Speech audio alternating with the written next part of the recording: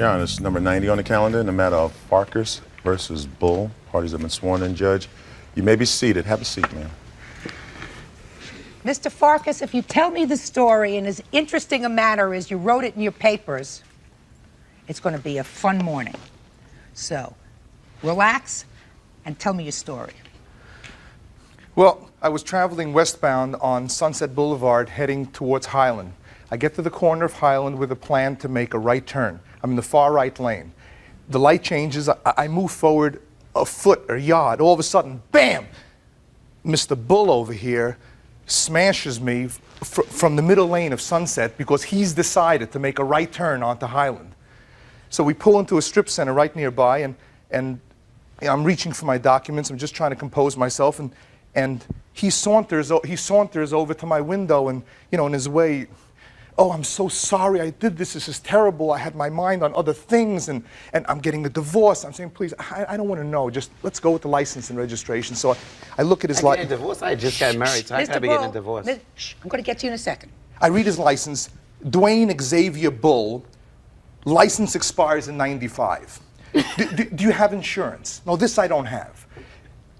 I look at his license plates, New Mexico license plates. So what are we going to do? He says, "I just want to pay for it. Why don't you just take it over to a So I asked him, what beseeched you? What possessed you to make this turn? Your Honor, he says, "I saw my boyfriend on Highland Avenue with another man, and I got so upset." I said, "I'm not interested. What are you going to do?" He says, "I'm going to pay." He says, "I'm going to pay for it." I tell him, "I'm going to go right now to get an estimate, and I'm going to bring it to you, and you'll pay for it, and we'll forget the whole thing." Now, the man, can I show this to the judge, please? Yeah. The day, exactly at the incident, I wouldn't leave the scene without him signing this. It clearly says, "Dwayne Xavier Bull agrees to pay me. He caused the accident. Fine," so he does it.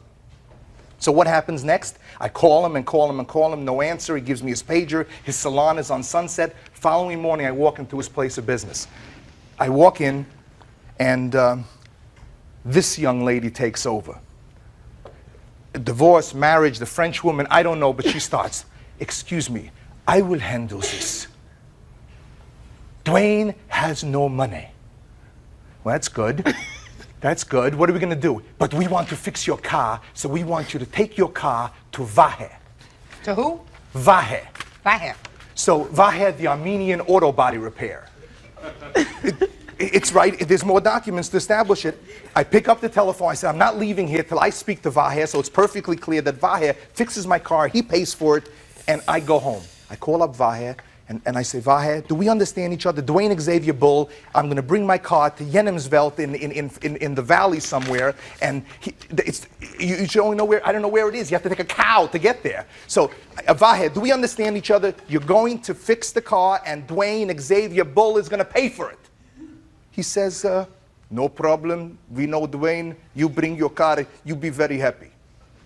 Following morning, my wife and kid in tow with the Camry behind us. We're trucking out to no man's land. Oh, excuse me. Here's the document that says that he agrees to pay Varaz Auto Repair when I bring the car to him. Okay. Dwayne, can you give me a chance? Mr. Bull, I'm going to let you tell the defendant's side of the story as soon as he's finished, okay? Go ahead. So I get to Varaz. Vahe is a very nice guy. He says, "Leave the car, no problem." On my way home, I'm telling my wife, there's no shot in the world that this problem is over. Sure enough, like clockwork, Vahe's boss calls me. "Bob the Armenian." "Bob, we have a problem." "Of course we have a problem. Dwayne Bull didn't come to pay for the car." "Right." He says, "We agreed that he would just pay for the parts, and we'll give him time on the labor." The man doesn't come. So I start calling him. Vahe is calling him. Bob is calling him. The man doesn't return calls. Finally, he threatens me on the telephone. I called West Hollywood Police. He says to me, "If you call me and harass me anymore, I'll have people beat you up." I call West Hollywood Police, but they're busy with seatbelts. They can't handle this.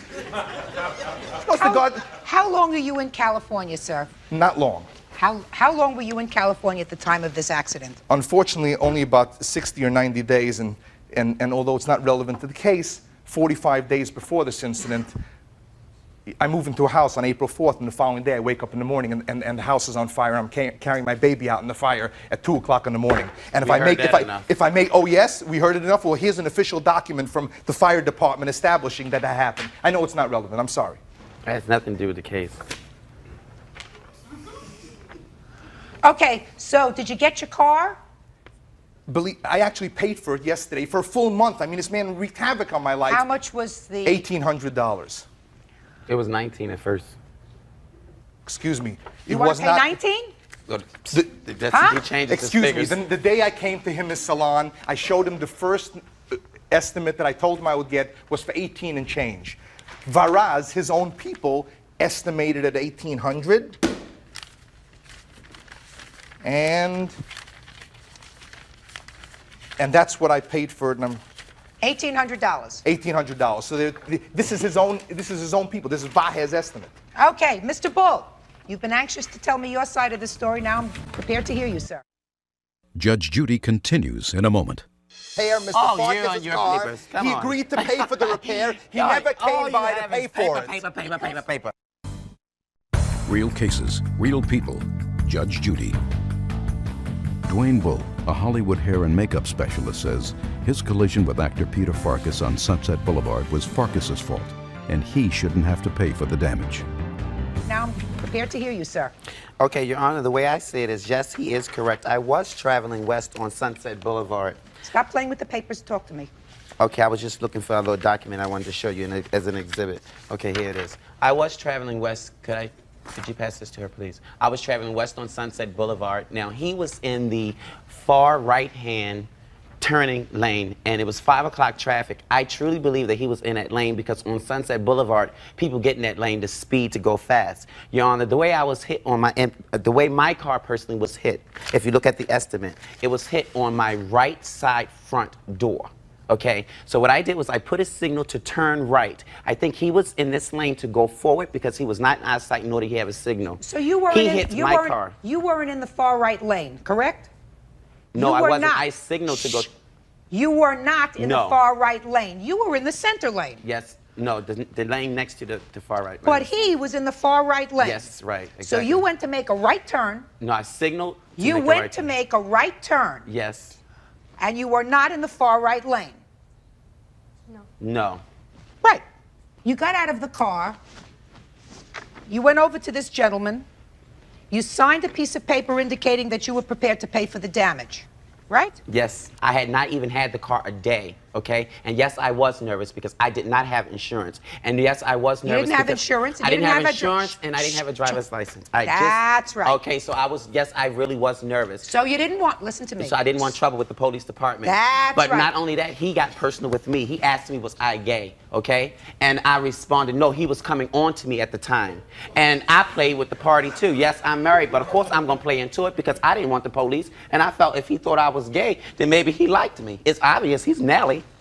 Okay, Mr. Bull. Now he this comes. is true. I want you to stop talking. Listen to me. I'm going to ask questions. You're going to answer them. He came to your salon. Now he got to Viha, the Armenian, through you. Is that correct? Yes. I'm being totally honest. I was nervous. That's the only reason I signed this paper. I did not want to go to jail. Okay. My wife told me, listen, this guy is at fault. He's in our business, and he's screaming, irate, loud. He's from New York. He's obnoxious. It's obvious he's obnoxious. Look at him. Okay? He calls on my phone repeatedly. He tells me about his house caught on fire, how his kids are hungry. He needs his van to transport his kids. All this irrelevant stuff while I have very important clients that are there. In fact, my wife is here as proof that I had a client that sit there in the chair when I disputed with him for 20 minutes in my business, screaming because he has no patience and he acts immature. He screamed, and I lost the client. She requested her $150 deposit back for, the services that were being rendered, her hair extension. I am a popular hairstylist, and only thing I ever stated to this man is that when you want to speak to me, you do not call me at home and you make an appointment like everybody else. Is that what is? Just Yes. a minute. Have we now completed your side of the story? No, I have one more thing to say. I'm ready to hear you, sir. Your Honor, again, yes, I admit that my driver's license had expired. But again, from the way my car was hit, he said I hit him. It's obvious he hit me. from the way That's really not urgently important, sir. I'm going to tell you why. Mr. Farkas had the right at that time, because there was an accident, to pick up the phone and call the police to have them come to the accident. But why didn't he? Why? Because I had. No, because you had problems with your license too. I'm almost certain you did. You had some kind of problem. You looked at my Bull, license and said, Mr. you know, you're a Bull, typical Gemini. That probably was his comment. Mr. Bull, you, sir, had no insurance and did not want the police to come because you were also driving with a suspended license. He gave up the right to call the police, to have the police come and make a determination based upon, don't interrupt me, based upon what they saw, whose fault this accident was. You said to him at the time, He never mentioned police. I will take care of the damage, and you signed a piece of paper indicating you would take care of the damage. I signed that paper again because I was nervous. Well, I don't care whether you're Anybody nervous or signs not. paper, I mean, I'm under not, pressure. listen. I mean, I I want was you to get- nervous. I want you to get not nervous, My Mr. personal Bull. lifestyle had nothing to do with this case whatsoever.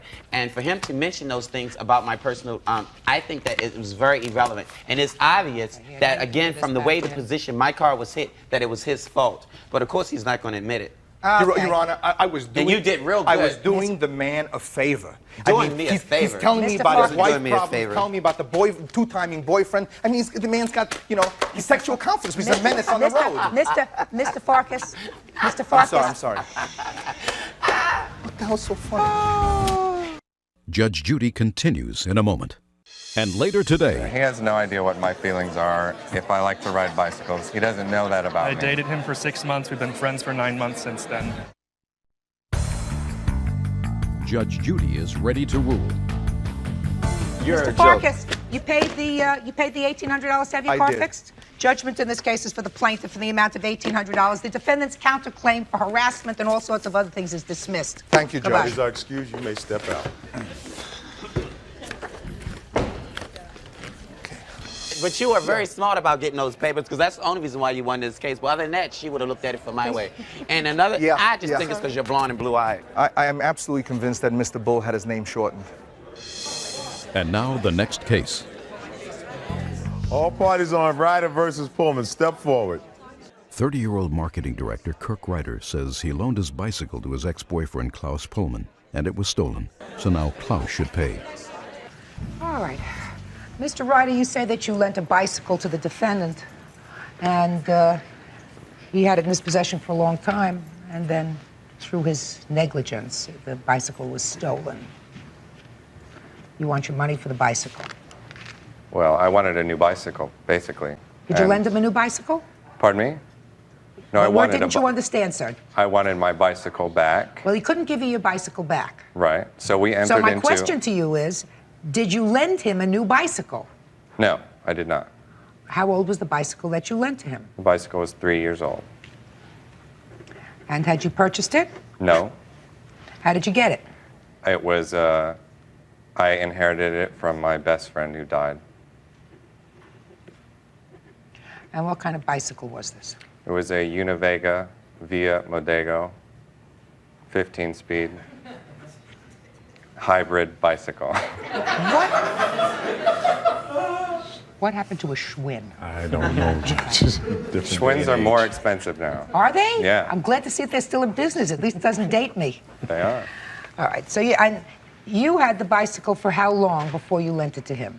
I had the bicycles since July 1996 when my friend died, and Klaus borrowed it in or around November, I guess. I'm not even sure. Well, then I gather you weren't using it much. Well, I was traveling. I travel for a living, so So I don't know which trip he borrowed it before. He borrowed it because his car broke down in the desert, and he was using his bicycle to get around. Then the bicycle he was using that he owned broke, and I offered to lend him mine. So far, does that sound right? Yes. Except for when he loaned it to me When did he loan it to you? in June, in the summer Of '96. of '96. What happened to his bike? It was stolen. Mr. Pullman, you understand that the bike is in your possession. then you have a responsibility to either replace it or to give him some compensation for it. He neglected the bicycle. He didn't want the bicycle. It didn't work. It sat in his dining room for 2 years while he was traveling. Objection. It didn't work. Your Honor. What? Sorry. Well, he has no, that's speculation. He has no idea whether I wanted the bicycle or not. I, out of the goodness of my heart, lent him a bicycle that had some emotional value to me as well as physical value of getting around. So it doesn't seem to me, I mean, have you been friends for long?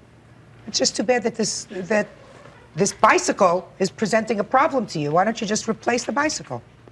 Because he didn't want the bicycle. He left it. I took care of it. I didn't neglect it. I locked it with my bike, with my roommate's bicycle. It was in my garage. All three were stolen. He didn't want it. He liked it in my garage and not in his dining room. That's why I had it for so long. He didn't want to come get it. He wouldn't let me return it. He travels a lot, so it was his schedule that was in question. I work at home. I'm always there. He neglected the bike. He gave it to me. He didn't give it to me. He loaned it to me. Asked right. me to keep it He for him. loaned you the bike. I took care of it. Good. I housed it. Good. It was stolen. It's out of my control. Right. He neglected the bike a year ago. He loaned it to me a year ago this month. Your Honor. Your Yes, Honor. well. He moved 2 blocks away from my house when he Doesn't make moved any to West difference, Hollywood. Mr. Pullman. He could have returned it. Mr. And Pullman. also, wait, one more thing. I believe that he did neglect the bike because I lent him the bike with a kryptonite lock, and he did not use that lock. He used a chain which could be cut easily. Judge Judy continues in a moment. Want justice? Call 1-888-800-JUDY. Kirk Ryder says his ex-boyfriend Klaus Pullman should pay for the bicycle he borrowed because it was stolen while in his possession. The only thing that I have to decide is on a value of this bicycle because you did not purchase it. To replace it is a problem because to replace it, what you're seeking is the full replacement value of the bike, which is, you say, $399 to replace a bike of similar quality. Is that what you indicated? Which is actually less than the bike that was stolen is valued at. Well, bicycles, listen to me, sir. Bicycles are not like diamonds. They don't appreciate Right. in value. Oh, I know that. They depreciate in value. So if it had been bought for $500, it depreciates probably 50% in the first year that somebody has it. So then we're down to $250. That's after 1 year. So you're not going to get anywhere near what this bicycle would cost new. But you have to pay something to him, sir. You accepted it into your care. That's what we call almost a bailment. Even if he was storing it at your house and you agreed to accept it for storage, right, you have a certain responsibility towards it. You said something about this lock. It's a standard bicycle kryptonite lock. He loaned it to me with the bicycle, but he didn't loan me the key. So what'd you do with his lock? The lock is with the bicycle. It stayed with the bicycle. It has a holder for it. Okay. Which There's I a couldn't, lock. which There I was couldn't get off without a key. A tire pump and also a water bottle and cage. All accessories to the bike, which Mr. added Ryder, to the value. Mr. Ryder, stop getting so excited. It's a bicycle. It's a bicycle that you didn't ride and you didn't miss for a I year. did ride, Your Honor. You're irritating me. Listen to me. From the time you lent it to him until March of this year, according to your own statement, you really did not make a request for this bike.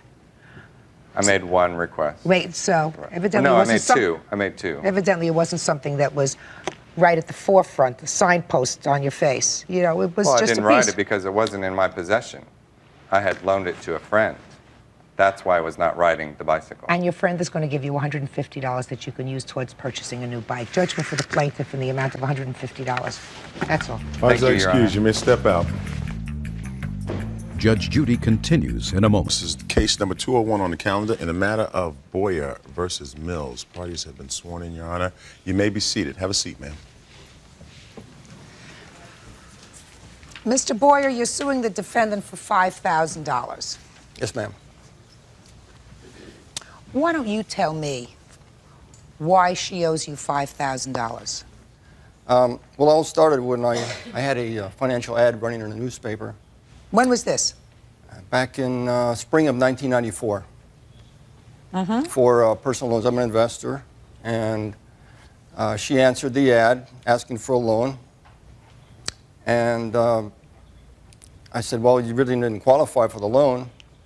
what's the problems, and she discussed them briefly with me. I said, well, let's get together and maybe I can help you out, because she sounded like she had a desperate situation.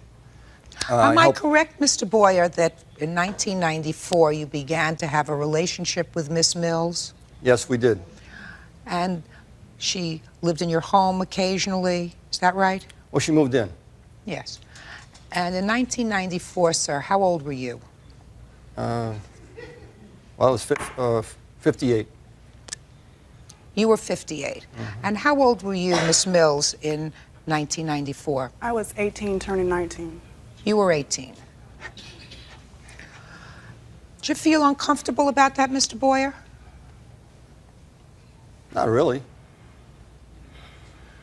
She's 18 years old. She's a baby. Yeah, that's right. In any I event. thought she was 19, going on 20. Well, that makes all the Okay. difference in the world, no, sir. I mean, no, just a matter of factual accuracy, I think. Yeah.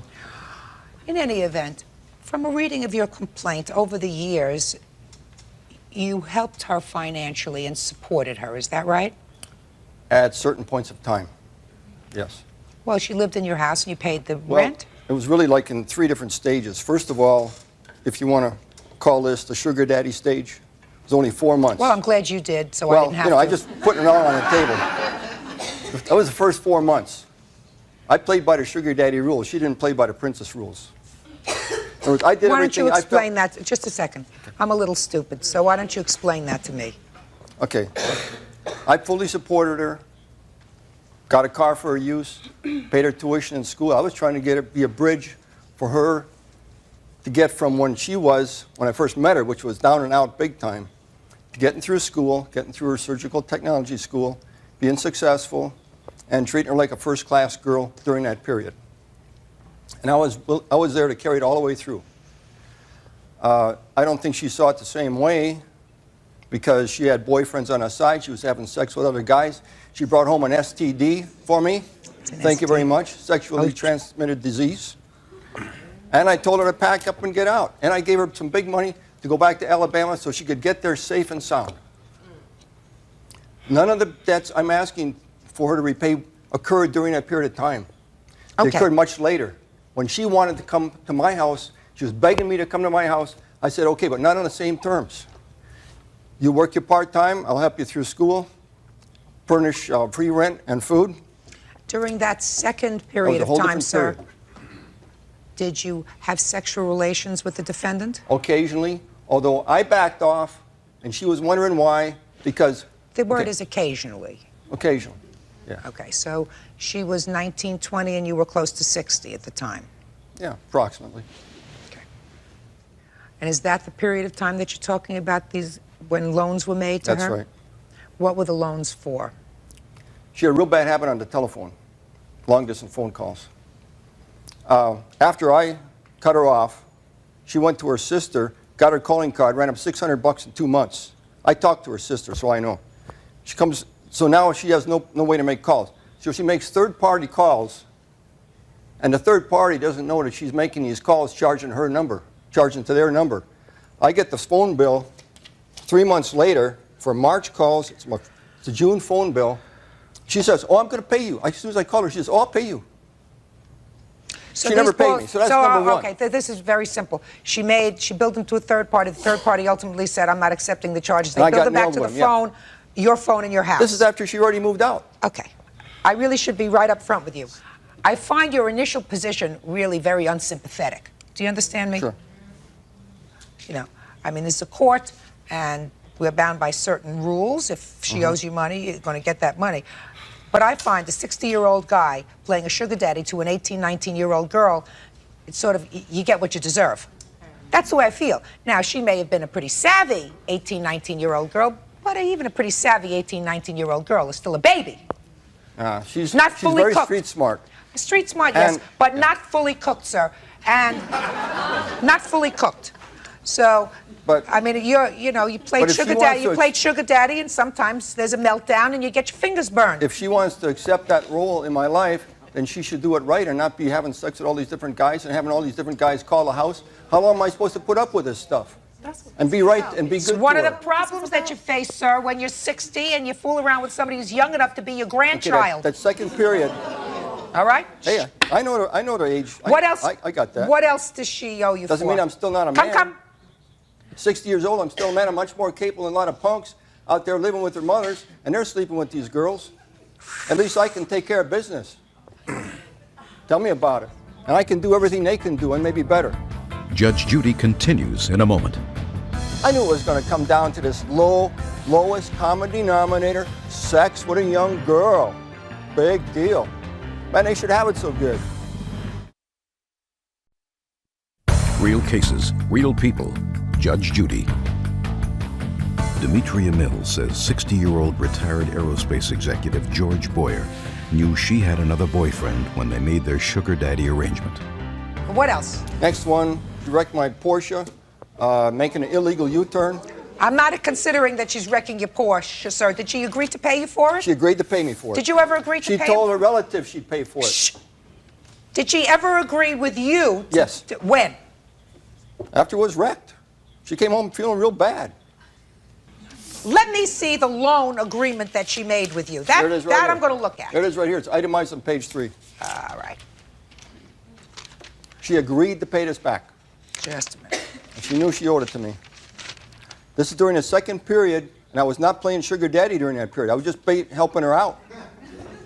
I was just trying to be nice to her. Excuse me. She had problems. All right, let's hear your end, Miss Mills. George made a proposition to me. He knew that I was vulnerable. He took. Don't tell me what he knew. You moved in. How long had you been living alone? Not very long. This was my roommate before I moved in with George, and we were there just a few months. Where do you originally come from? I'm originally from Alabama. So you lived with George for a while in sort of this relation. He was taking care of you and giving you money. Then you moved out. For how long? Basically for 3 years. He took care of me even when I moved to Alabama. George was sending me money. George took me on trips. George sent me to Alabama a few different times. George bought a car. Boyfriend's paid a trip too. George, and that's George's problem right now, Judge Judy, is I'm not in his home. This is why he's doing this to me. Had I still been in his home, he wouldn't have a problem with me now. When I made the decision to move out of his home was because I needed to be by myself and on my own, and I didn't want to be in that situation anymore. Well, I agree with you. You shouldn't have been in the situation in the first place. Exactly. Okay, and for that, he's more responsible than you are because of his age. He should be a little bit smarter. He should be 3 times as smart as you are because he's 3 times as old. But you do acknowledge, even in your answer, that you owe him some money. Yes, but this is not the agreement. The agreement that I signed for that car, I signed that agreement in January of 1995. I'm sure he has a copy of it. I've seen it in his files of his records. That was for a 1989 Buick that he bought for me. Now, did you pay him for it? No, I did not. So you acknowledge. Yes, I do. If I bought it for her, how come I'm the lien holder on it? She's the lien holder, but I'm the registered owner, Listen Judge to Judy. me. What are you fighting about, Mr. Boyer? She acknowledges that she owes you $3,000, which you haven't paid any part of, plus interest at 6%. Correct? Correct. You I gave her a acknowledge good this. deal. What? I gave her a good deal, 6% interest. You gave us some good deal, sir. Byrd, do me a favor. Your Honor, Take the old calculator while we're finishing this case up. Would you do 6% interest on this money since '95? This is after she cheated on me. Excuse me, Your I Honor. heard she cheated on you, sir. I heard all of that. I'm telling you, your position with me, Mr. Boyer, is not terribly sympathetic, sir. I mean, I don't know whether you find women who are contemporaries not as interesting as children, but at age 18, she's really still a child. And you may say, oh, she's sophisticated, and she's worldly, and she's savvy, and she's street savvy. Right. Mr. Boyer, Yes, ma'am. she's a baby. 18 years old and a baby, and vulnerable because she doesn't have any money, and you got some money, and it's very tempting. But you are not a very sympathetic person in my eyes, sir. You're going to get some of the money, but because she signed for it. Do you understand?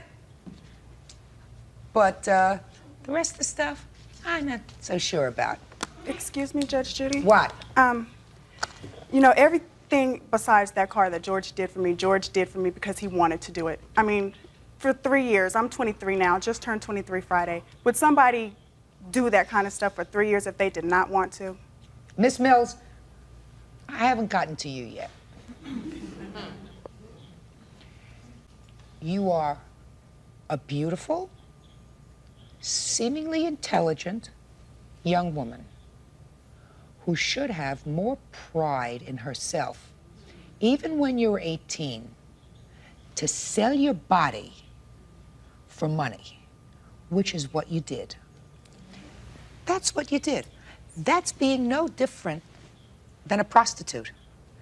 You may have used the money to go to school, to go on trips and whatever, but he bought the services. That was the arrangement. He's an old lecher. No question about it. That's what he is. And I'm being kind to Mr. Boyer. You, on the other hand, sold your body for money. It was an agreement that we had. That was the basis of our arrangement. He Duh. was to give me what I needed and I gave him. You sold your body for money. You are worth more than that. As a woman, smart, good-looking woman, you're worth more than that. I don't care if you have to work 2 jobs. I don't care if you collect cans. I don't care if you clean people's houses. I don't care if you drive a bus, drive a car, drive a cab. You do whatever you can so that you don't have to sell your body for money. Judge Judy is ready to rule. And later today, You're a pathetic little girl, you're immature, and I'm sick of your crap. You owe me $1,500. Real cases, real people. Judge Judy. Demetria Mills says 60-year-old retired aerospace executive George Boyer knew she had another boyfriend when they made their sugar daddy arrangement. Mr. Boyer, you are a very lucky man today, sir. Gee. Because despite the fact that I find that your arrangement with this young lady is the antithesis of good manners, good breeding, or anything moral, I am awarding you what she signed for in her contract, which was payment on the car, and I am awarding you $3,360. As far as her other bills are concerned, swallow them. That's all. Party's not excused. You may step out. Sorry, that's all right. Back to your right, please. She's fully grown up. I don't care what her age is. She knows what she's doing, and she's cagey. Judge Judy focused on the sugar daddy stuff because I'm 60. I'm some ancient old man who doesn't have a right to be a regular human being and expect to be treated like a human being, expect people I have agreements with to keep their agreements with me. And now the next case. Party's on Glass versus Carr. Step forward, please. 23-year-old Tiffany Glass is suing her former roommate, 20-year-old Kelly Carr, because she says Kelly moved out of their apartment, giving only 5 days' notice and leaving behind numerous unpaid phone bills. Miss Glass, Miss Carr was your roommate. Yes. Did you know her before she moved into your apartment? No, I did not. Did she answer an ad? Is that how she got your apartment? No, she got it through a friend of mine. And you have a 1-bedroom, 2-bedroom apartment? 2-bedroom, 2-bathroom. What was her rent? $375. And how long were you living in bliss with the defendant? She moved in February, and it was fine. You know, we totally got along. It was fine in March, and it kind of started to go down at the end of March. You know. Now, had she paid you for February? Yes. She paid you for March? Yes. When did she move out? At the end of May. She pay you for April? Yes. She pay you for May? Yes. So why are we here? Because she left at the very end of May, and she gave me 5 days' notice to find somebody new and decided that she didn't have to pay anything else. Did you have a lease with her? No. So? She just left. You weren't getting along? Correct. Is that right? Right. Why weren't you getting along? Well, I didn't really know. There wasn't enough communication between the two of us. But you knew enough to know that you weren't getting along? Pretty much. But there was never enough oh, well, I'm moving out. Oh, It's hard to live with somebody. yes, it is. Well, since she paid you for the months that she was there and she moved out 5 days before the end of the month, did she owe you any money? I mean, other than the rent. I'm not considering the rent. Before that, she didn't pay the deposit when she moved in, but I said, don't worry about that until June because, you know, at the end of June, the other roommate, blah, blah, blah, was going to get hers, and then she could give it to me then. Fine, so we're not talking about the deposit. But other than the rent she's paid up? Oh, no, there's several phone bills. What phone bills? Which phone bills? There was phone bills from, the statement date was on June 23rd, and then it went back into May. It went from May to June. And there was a $40 900 call that I shouldn't have paid, and there were several long-distance phone calls. In what amount? Come, quickly. Around $75 In long-distance calls? in long-distance calls. Okay. Tell me why you left. I left because living with her was unbearable. I went through, starting back at the end of March, early April, out of the blue, I started getting notes on my bed saying, you need to stay away from my friends. When I first moved in with her, I had just moved down to California. I didn't know very many people. Tiffany was nice, and she took me out. She introduced me to people, but then she tried to take that away. She said, you stay away from my friends. My friends are my friends. Your friends are your friends. You're going to make my life miserable. So girly things. Girly things. Girly things. All right. Girly things. You paid February, March, April, and May. She says that you owe her $115 for phone bills. I owed her approximately $150 for everything. That was gas, everything. And I told her when I gave her 2 weeks' notice that I would be leaving, that I will pay that. You just send me the bills to my grandmother's house, and then I'll send you a check. But when that happened, she began leaving harassing, vulgar phone mails on my voicemail. I would get them at work. They would disturb me at work. I would have to leave work because I would be so upset. I got harassing I have copies of the messages on papers. I have letters that she sent me threatening me. That you owe her money? That I owe her money, and if I don't, she's telling I quote, every living soul what I have done to her. I didn't do anything to her. I was protecting myself. I left. I didn't have to give her any notice, but I gave her 2 weeks' notice, being the last week of May, and then the first week of June, and I gave her 1 week's rent. For June? For June. I have paper here to prove it. Judge Judy is ready to rule. Explain something to you, Ms. Carr. We don't even have to go into that. She is no longer claiming you owe her any money for rent because I'm not giving her any money for rent. I believe that you paid her all the rent that she's going to get. So you acknowledge that you owed her some money for phone bills. Is that correct? Right, yes. Good. Fine. Then we have no problem. Judgment in this case is for the plaintiff in the amount of $115. That's all. Parties are excused. You may step out. Judge Judy will continue in a moment.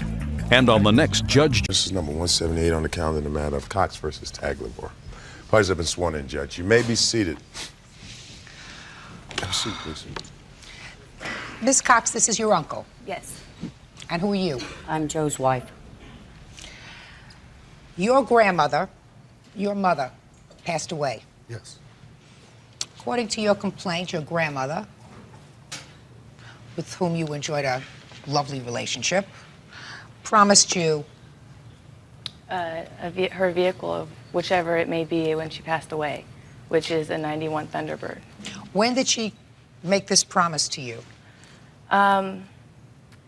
This was, she had an 88 Thunderbird, I think it was 88 or 89, which my other aunt had received, and at the time I just turned 16, and she had promised me then the white Thunderbird, which went to my aunt, who has children and needed a vehicle. So she always promised me that she would leave me her car. You must have had a hot grandmother. She liked Thunderbirds. Yeah. So she passed away recently. According to your complaint, the only signed will makes no mention of that bequest. No. It was also done in '77. Could I bring up something, Your Honor? You, sir, are the executor of the estate. Yes, according to the signed will, yes. And is there another will, sir? Yes.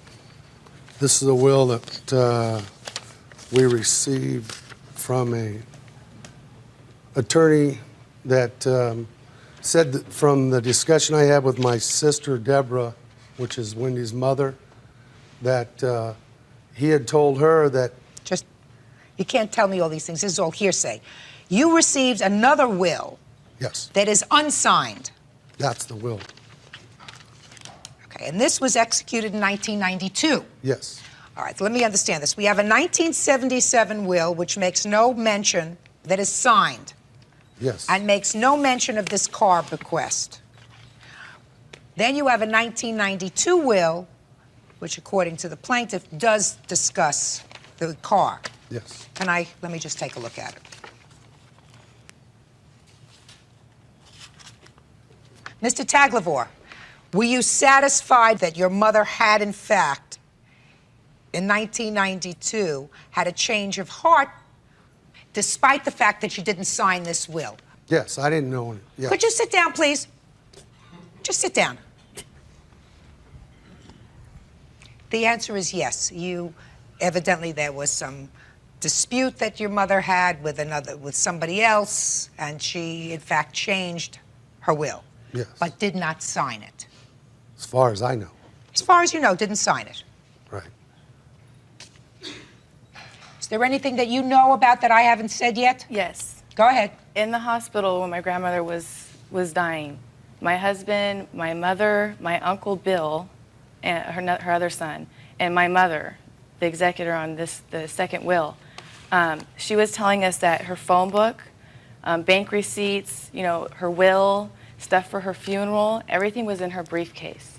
We found everything except for her will, which then in her phone book, in 2 different spots, it is noted, Opendahl, the one that drew up the second will, is her attorney has her will. That's how they found him. This is her phone book. It says in that, attorney has will. Has will. Fine. And I also have a letter from the attorney saying that he was the one that drew it up, and no, she never signed it, that it was her right to be able to take her copy with her, and it was up to her. Ms. Cox, so then what I'm saying is accurate. Let's put Yes. this in order. We have a signed 1977 will, which you acknowledge does not make any bequest of this car to you. Were you born in 1977? I was born in 76. Okay, so you were a year old. She wouldn't have left you a car. No. Later, you both agree that your mother and your grandmother had the intention of changing her will to leave you the car, but she never fully executed the will, which means she did not have it signed and witnessed. That's according to you, madam, because you just told me that in her papers, in her book, it says attorney has the will. And if this is the will that you got from the attorney, it is unsigned, correct? Yes. Right? Yes, ma'am. So here we have the problem. This is a copy of the will from 1977. I'll take a look at it. Mr. Taglavor, That's where listen I got to me. the address. Listen to me. Yes, ma'am. I think you were very honest with me a moment ago. I assume that you love your mother and you know in your heart that she may have not been good at executing this 1992 will, but that was her intention, that your niece have this car. My mother spoke to me in '96 in November. Who are you? I'm her daughter also. She called me in Kentucky, was calling me, and I brought up my will, she brought up her will. Nothing was ever mentioned. She said, I have 6 kids, if there should be anything left, we divide it equally. Nothing was ever mentioned once. Wendy didn't know, none of us kids knew that this other will existed. Mom never mentioned to not a one of us. Fine, but it does exist. Judge Judy continues in a moment. I didn't care if I lost the car or not. It was Come a on, simple. Wendy, come you don't on. know. You do not know. I know. Joy. You no, put you us do not through know. hell. Real cases, real people. Judge Judy. Wendy Cox says her grandmother promised she could have her Ford Thunderbird after she died. But Wendy's uncle, Joseph Tagliavore, claims his mother's will says all of her possessions are to be divided between him and his siblings. How much property did your mother leave? The automobile was it, basically. If you went to sell, sir, a 1991 Thunderbird, how much do you think you could get for it? 5,000 maybe. Maybe. 6, maybe. depending on what kind of shape it was in. Okay, well, what kind of shape is it in? It's in very good shape. Okay, Low so let's say, mileage. and there are 5 kids? 6. 6 kids. So let's make it easy for this old judge, because I'm not real good in math, as Byrd can tell you. So let's say you can sell the car for $6,000. So everybody gets $1,000, right? Right. The laws in every jurisdiction require a will to be executed in a certain fashion. So we're talking here about a situation where the law, Ms. Cox, in this and practically every jurisdiction in this country requires that a will and any subsequent change of the will be signed and witnessed. Correct? On the other hand, we're talking about whatever is morally right with regard to this car. I believe that you two people know that it was your mother's intention for her granddaughter to have this car, for whatever reasons. I'm sure she has a lot of other grandchildren, but that's what she intended, for this car to go to this grandchild. Well, We're not talking about a lot of money here, Mr. Taglavor. We're talking about at most $6,000 or $1,000 per person who would tend to inherit the money. So maybe we can come up with some way of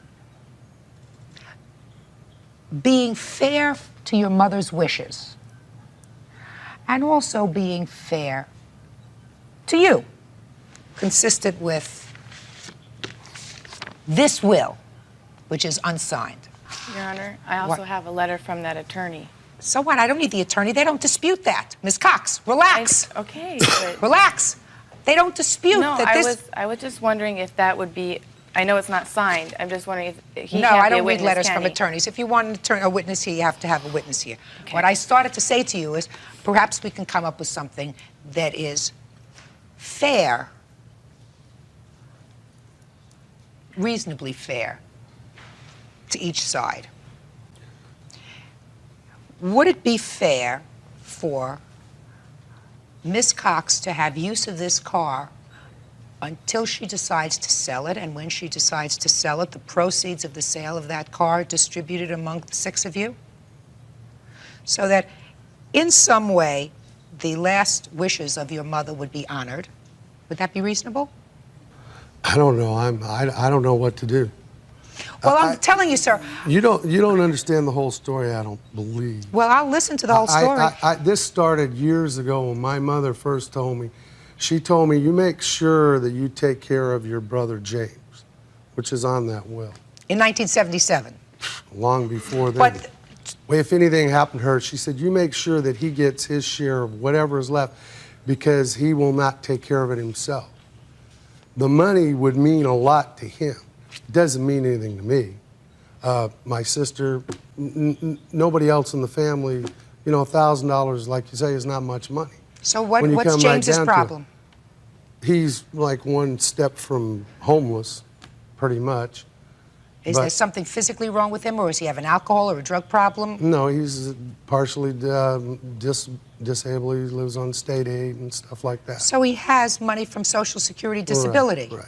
Which is not much. I understand that. $1,000 to him is a lot of money. And this is a promise I made to my mother. And then when this thing all started, as far as I was concerned, I thought my sister was supposed to be executor of this will, and this was all taken care of. She comes after my mother passes away. All the children come to my house. They say, we want you to take care of this. I told Mom in 1995 I wanted to be taken off as executor of the will. I didn't want to have anything to do with it. This was all news to me. So I agreed to do it.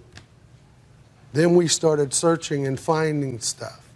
Now this has turned into a total nightmare, and I'm the bad guy when the only thing I say there that is legally binding is that I have to do what the signed will says to do. Now this is all the argument.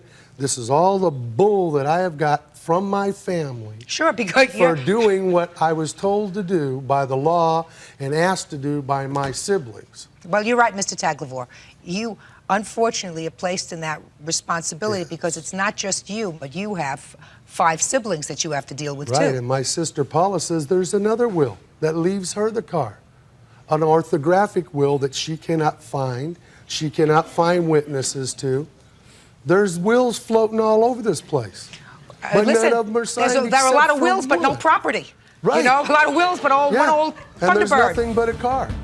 Judge Judy continues in a moment. I did not want Sure to sue you him. did, Wendy. No, I Yes, didn't. you did. You don't Yes, know you me, did. Joy. You do not know me. This was the man I thought was my I've grandfather, seen your okay? action. Real cases, real people. Judge Judy. Wendy Cox is suing her uncle, Joseph Tagliavore, over her grandmother's will. So I would assume So- that you cannot speak for your whole family. Oh, no, absolutely Absolutely not. Absolutely not. Absolutely not. What do you want to say? It's funny that Mother never said anything to anybody, not even to Wendy or Debbie. Nothing was said till after the funeral. I mean, she didn't say anything. No. Wendy Who never didn't, said anything. Just a second. Who didn't say anything? Wendy didn't say nothing. Debbie didn't say nothing. Mom never said nothing. Listen that she to wanted me, Wendy to have the car. Listen to me, madam. And I talked to her. Listen to me. Okay. I guess it doesn't matter. Whatever you want. It doesn't. Let me tell you why it doesn't Yeah. matter. It upsets me. Let me tell you why it doesn't matter. Very often when somebody is ill, or even before they're ill, when they are distributing their property by way of a will, and they don't want to create bad feeling while they're alive, they don't want one child to be angry with them or another child or a grandchild to be angry with them, they won't discuss what they're leaving in their will because they figure, when I'm dead, it don't make any difference. So they will not tell their children. Do you have children? Mm-hmm. You have children. Would you have felt badly when you spoke to your mother if your mother said to you, I'm leaving Wendy my only possession, my car? You would have been annoyed with your mother. I wouldn't. Sure you would have. And your kids and your children would have been annoyed. Why is Grandma just leaving? Is she the favorite? Why is Grandma just leaving Wendy the car and I don't get anything? Does that sound possible to you? Well, if it's her, yes, possible. But if it was her wishes, Mom wasn't No, shy. You don't. It's not a question of being shy. No. It's a question of not having your kids or your grandchildren annoyed with you while you're here to experience the feeling. Mm-hmm. Once you're gone, you're gone. Miss Cox, you understand you have a problem. Yeah. And your problem is that even under the common law, which forms the basis of every law of every jurisdiction, a last will and testament was required to have some sort of a writing, at least signed by the, what we call them, the testator or the testatrix. That means the deceased. The only signed will that exists here that I see is one that was made in 1977. It doesn't make any mention of a car to you. Your uncle is not a bad guy. If he did anything else with this car, but do what it says to do in the original will, which is dispose of all my property equally among my children, he could be sued by the other siblings for a violation of his duties as executor of the will. Thank you. Do you understand that? Yes, I do. Well, that's unreasonable. That's unreasonable. I can't permit that to happen. My sense is he would like to do the right thing. But unless all of the siblings together say, you can turn the car over to Wendy because that's what Mom wanted, he can't do that. Do you understand?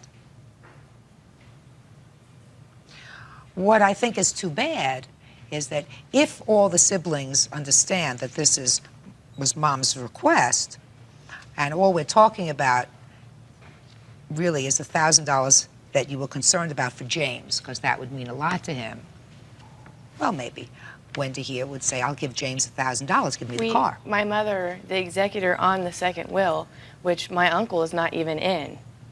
There's no second will. No, but Wendy, I know. Okay, there's I'm no just saying. second will. All right, but my mom did agree to do that.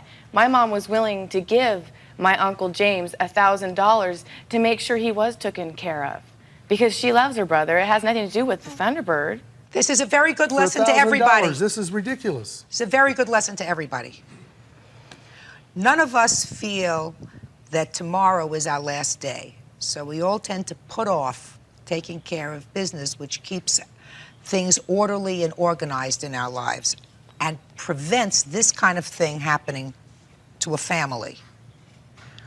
Usually when these kinds of things happen within a family, when somebody dies, you're talking about a lot of money. It's absolutely outrageous to me that this is doing this to a family when you're talking about a car, which is the only asset that your mother had.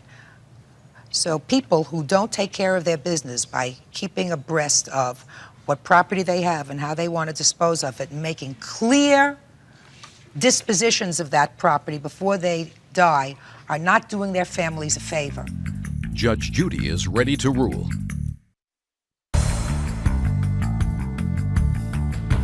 Morally, Wendy, I believe that you are correct that your grandmother wanted you to have this car. Legally, you cannot establish that to me.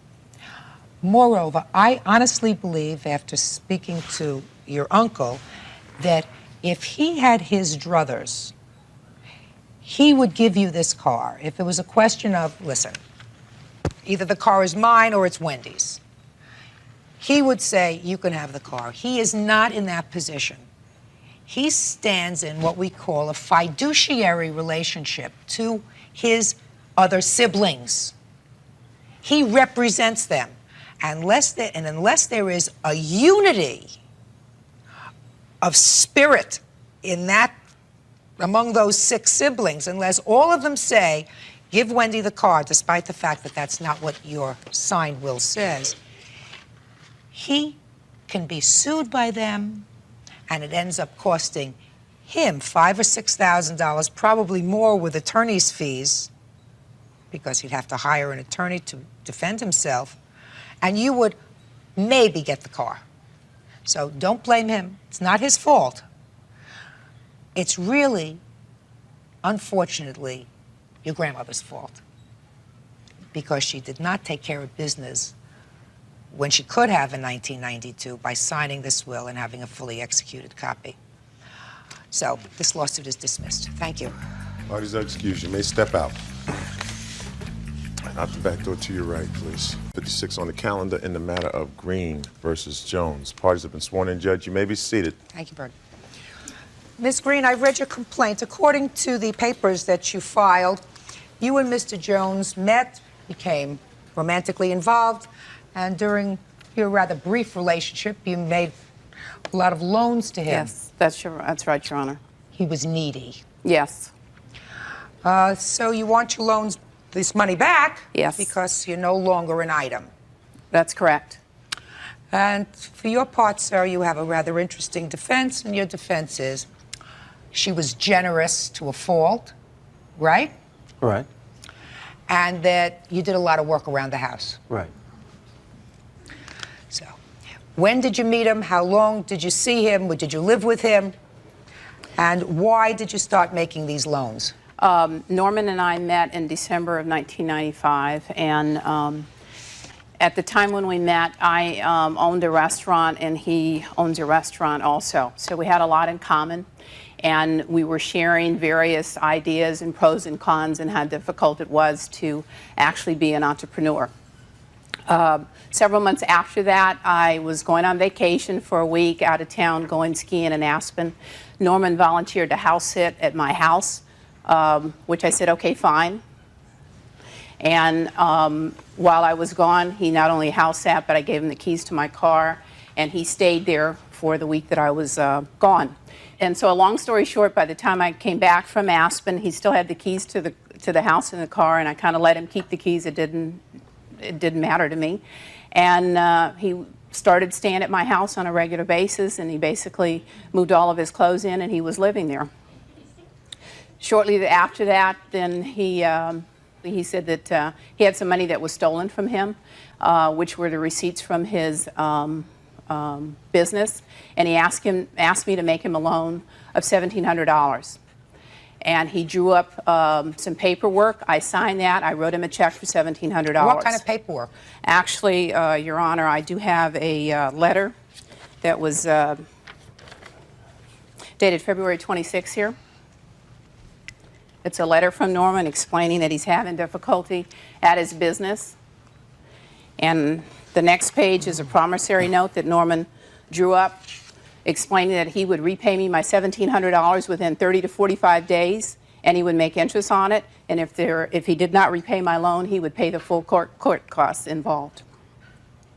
Does that sound familiar to you, sir? Yes, it does. Okay. And you didn't work this loan off by doing things around the house? Yes, if you ask me, I did. Stop 1 second. Let me take care of this work around the house. Yes, Your Honor.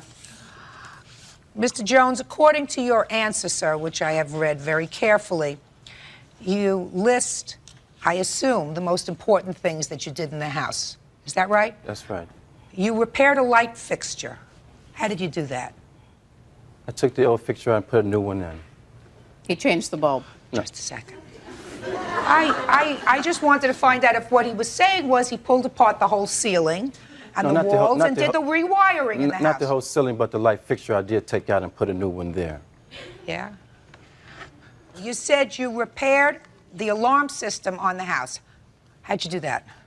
The wiring was no good, so I repaired it. Just step by step. Tell me what you did. You went over to the window. Right.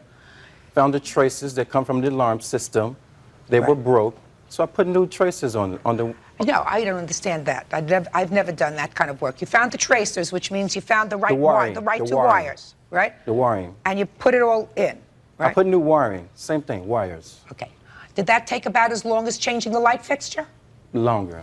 How about how much longer?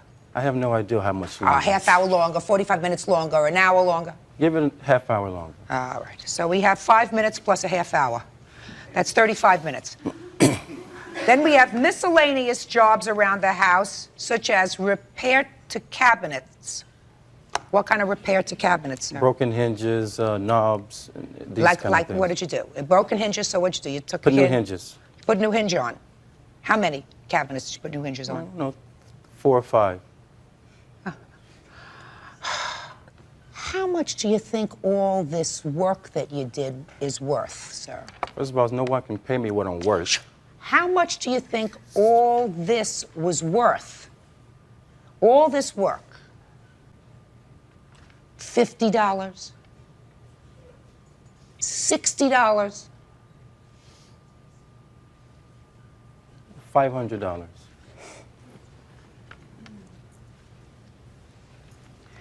That's an interesting number. Okay, we'll just put that in the hopper for a while. Now, let's get back. We have a $1,700 loan. Right. And what else? Then Mr. Jones needed some money because he was trying to buy some equipment for his restaurant. And he told me the story that he was asking various friends and acquaintances to loan him $2,500. He would repay the money with interest. So I wrote him a check for $2,500 the middle of June, Your Honor. Show And the check to him, please. Here's the check with his signature on the back. Look familiar? Yes. All right. Should we take that as a yes, Byrd? I take it as a yes. What else? What else? Judge Judy continues in a moment. I wanted a friendly relationship. She wanted an intimate relationship. That's it. And later today, I'm looking at you, I'm looking at her. There's no way she's going to get into your dress. I mean, not that you don't have a lovely figure, you do. It's just different figure from hers. real cases, real people. Judge Judy. Sales manager Sheila Green says her ex-boyfriend Norman Jones swindled her out of more than $5,000. Norman says that he and Sheila were not a romantic couple, but she was a charitable friend. What else? What else? After the $2,500 loan, then Mr. Jones was having car trouble, and his car was in the shop for a period of time. He was not able to get it out. It was $200. He was taking a cab back and forth from my house to work. And so finally he asked me to loan him the $200. I agreed to loan him the $200, so he wrote me a check, a post-dated check, which I have tried to cash on many, many, many occasions, and there is no money in this account. Every single time that I went to the bank, there was no money in the account.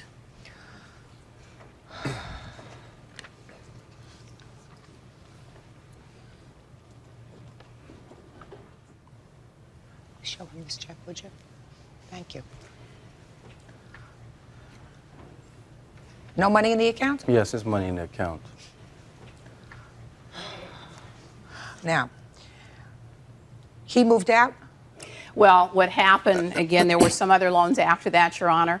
All the time, Mr. Jones is still living at my house and driving my car. He had a car. His car was, sometimes it worked and sometimes it didn't. But I did let him drive my car because he was at the time a very hardworking man, and I thought he was trying to do something for himself, and I really had faith in him at that point in time.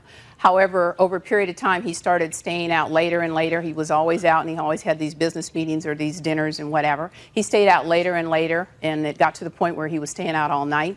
And I just told him I couldn't accept that any longer. Staying out all night was not acceptable to me. So He was your boyfriend. You were romantically no, we involved? wasn't boyfriends. That's the problem here. Just a second. You believed he was your boyfriend? He was living at my house, Your Honor. He had keys to my house. He was sleeping in my bed.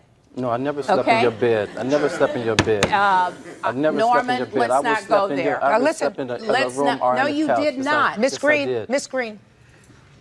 Sorry, Your Honor. Am I going to be able to tell my side of this? Absolutely, sir. Mr. Jones lived at my house for approximately 6 months. He paid no rent. He had keys to my house. He had keys to my car, which he preferred to drive over his own vehicle all the time. I let him come and go as he wished. I didn't ask any questions. I really didn't care until he started staying out all night, and I refused to let him disrespect me and disrespect my home, and I asked him to leave at that point in time. He even laughed in my face when I asked him to do that. And so I told him, I said, if you leave here and go to your place of business, and it was on a Sunday, when you come back, the locks will be changed. And he still left. And I called a locksmith. I looked in the yellow pages. I called a locksmith, and I had the locksmith come and change my locks immediately. Cost me $100 to change the locks. Best $100 investment you made. Best $100 I ever made. He called me shortly thereafter, laughing, telling me he thought I was kidding. And I said, no, Norman, I kid you not. You need to come get your clothing right now. Good. Now, Mr. Jones, I want you to tell me why you don't owe her this money. Okay, the money that I owe Sheila is the money that I signed with the promissory note. I'm not. And what about the $2,500 you needed for business equipment? Listen. What if, no, I understand the $1,700. Okay, can I explain it? Yeah, explain to me the Me and Sheila $2,500. was friends. We were friends for a while. Things wasn't going for myself as well as they are now. Sheila offered to help me. She offered me to come and stay at her house. And then she started expressing to me that she wanted an intimate relationship. I don't think so, Norman. Miss Green, please. She started expressing about this intimate relationship that she wanted with me several times. And when I refused it, she said, you're going to have to take your things and leave. The other things that Miss Green done for me, she done because she wanted to help me. I don't know if she was trying to buy me or what she was trying to do, but I told her I didn't want no kind of relationship like this with her. So she got upset and told me to leave, and I took my things and I left. Judge Judy is ready to rule. And later today, You're sad. I try to help you because you didn't have a mother, and look at how you treat me. real cases, real people. Judge Judy. Sheila Green says she helped Norman Jones out when he needed it. Now she needs the $5,000. You sound like a very intelligent woman. Thank you, Your Honor. Intelligent, educated, savvy, good businesswoman. I work hard for my money. I don't need to give it away to people. I was trying to help this man because I believed in his product, and he tried to use me, and that's not acceptable to me. Now, Miss Green, you may have believed in his product, but as good a judge as you probably are of people in business and historically in your life, you didn't make a good judgment with regard to him, right? Because clearly, based upon the answer that I read, even before I saw him, he's a user. Because anybody that can claim a $500 bill for changing a light fixture is somebody who will resort to anything not to fess up to their obligations. It was more than a light fixture. That's what it was. It was a light fixture, sir. There was several things around the house. So what? You live there rent-free. You should have scrubbed the floors. Hey, listen, you should have scrubbed the floors if you were living there rent-free. And maybe I did. No, I have a cleaning lady. Listen to me, Mr. Jones. Mr. Jones. There isn't a question in my mind that you never took a sponge to the floor, sir. Not a question in my mind. That's a nice tie you're wearing, Mr. Jones. I'm not too Tie's proud. going to cost you, along with the rest that you owe this lady, $5,000. Judgment in this case is for the plaintiff in the amount of $5,000. Thank you, Your That's Honor. all. Parties are excused. You may step out. Out the back door to your right, please. Thank you. Right, Mom. I slept in the guest room or in the den, in a chair. He's lying because he slept in the same bed that I slept in. The whole thing is a lie. Come on. And now the next case. Parties on Gonzalez Martinez versus Villanueva. Step forward, please. 18-year-old Shannon Gonzalez and Candace Martinez are suing Shannon's aunt, Regina Villanueva, for the return of their clothes. Regina says she evicted her niece and her friend for not paying the rent. Who's Miss Gonzalez? Me. Is this your aunt? Yes, it is. You're Miss Martinez? Yes. Well, you can step up here. You're a co-plaintiff. Okay. You needed a place to stay for one reason or another because you couldn't live at home. Yes. You called your aunt. She took you into her house. Mm-hmm. Not only did she take you into her house, according to your complaint, but you also brought a couple of friends along. Uh-huh. She said it was okay for them, they could. Oh, so that was very nice of her, Uh-huh. right? Now, all the time that you were living there, you didn't pay rent. You didn't pay for food, right? Right. You didn't pay for gas, right? Right. You didn't pay for electric. Right. You didn't pay for your phone, Right. nor did your friends, No. right? Right. Now she finds herself on the other end of a lawsuit because you say, now you're going to tell me why you're suing your aunt. Because we just want our stuff back. We just want our clothes back. We didn't want to sue her for money or anything, but she didn't want to give it back. So, you know, we didn't have no agreement to pay rent. We offered to pay her rent, and she said, okay, well, I told her when we found the job. How did she expect us to pay rent? She knew we didn't have no job. How old are you? I'm 18. How old are you? 18. Why do you expect this lady to support you? She was only living there for 3 days, even if No. she was getting Social Security. I mean, 3 days, come on. How long did you live there? For less than a week. No. How long did you live there? A month. She stayed a month. Her and her sister stayed a month. You mean In this my young home. lady's sister? Candace and her sister stayed a month. Her She sister wasn't supposed even to gonna give me live there. $100 out of her Social Security check on the 4th. She told me to tell her. Why couldn't she No. tell her to give her the Well, just a second. So that there was an arrangement so that she would be at least recompensed some money. agreement to we offered. Put your hand down. You're the boyfriend? Huh? Yes. Listen, I read these papers. You don't want to come up here. Okay. Because if you come up here, then I'm going to find out how much you contribute to the house. So I would suggest you sit there. Right? Because I have a Everything's feeling, legal. madam, that Everything's everybody legal. takes advantage of you. Yeah, they do. A lot. Well, that's not too smart. Now, what kind of junk did they leave behind? They left. This is the stuff that she left behind. Sanitary napkins, her underwear, a few underwear, shorts, shirts. Ain't worth $192. None of it. Okay. A binder with her diary. Would you just transfer and that letters. merchandise, please? And She letters. has no dresses. Okay, she kept our winter formal dresses because we had just left high Just a school. second. Now you got that stuff, and you got your album. Now, what else do you say your aunt has? She has our dresses from our winter formal and our prom. She even tried them on in front of us and asked us how she looked in them. What do you mean your? Your? My prom dress, my winter formal dress, and my sister's winter formal dress. Just a second. I'm not interested in your sister. Your sister's not here. She wasn't able to. Why did you leave your dress at her house? I left them for her to try on because she was supposed to wear them to a party. Impossible. Yeah, impossible. Y'all listen to me. You should have saw the Listen way to they me. looked on her. Impossible. I'm looking at you, I'm looking at her. There's no way she's going to get into your dress. I mean, not that you don't have a lovely figure, you do. It's just different figure from hers. She got in, but we couldn't get her out. Listen to me. Have you seen her dress?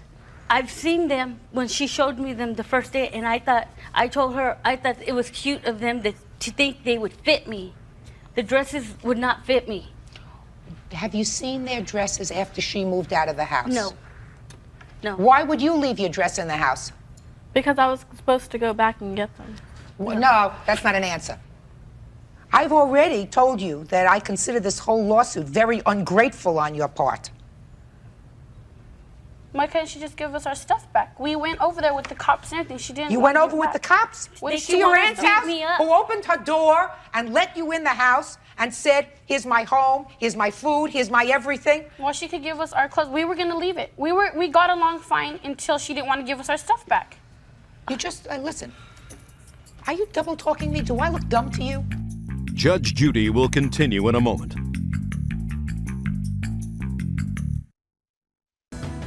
I still don't understand why you believe it was appropriate to sue your aunt, because you're not out of dress, according to you, who spent a lot of money on you. You lived there, according to this, 3 months, right? 4 months. Right? Yes. 4 months? She fed you? I was there for 3 months. Yes. 4 months. She fed you? Yes. Good. Your case is dismissed. Now, you want to prove to me that she has your dress? Well, she probably, the boyfriend over there probably sold them at his garage sale, so. Excuse me. Just a second. We don't need money, honey. That's speculation. She says she doesn't have them. Madam, you can't constantly be a sucker. Do you understand? Yes.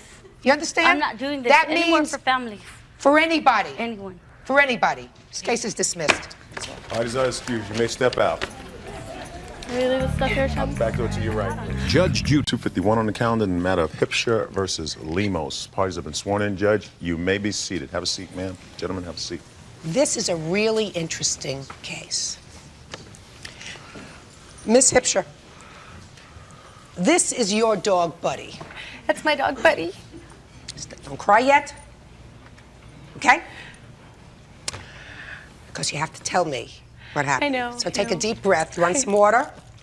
Yeah, I'll take some. Thank Okay. you. According to these papers, you and the defendant lived together with your 2 children. I assume that these are your 2 kids. Yes. The relationship was going south. You, Mr. Lemos, wanted her out of your house with the 2 children. Correct. And she was living there with the kids and Buddy. Exactly. According to your papers, you started eviction proceedings against her, correct? Yes. I'm not going to get into why. And sort of at the tail end of these eviction proceedings, it was about 4 months into trying to get her out of the house.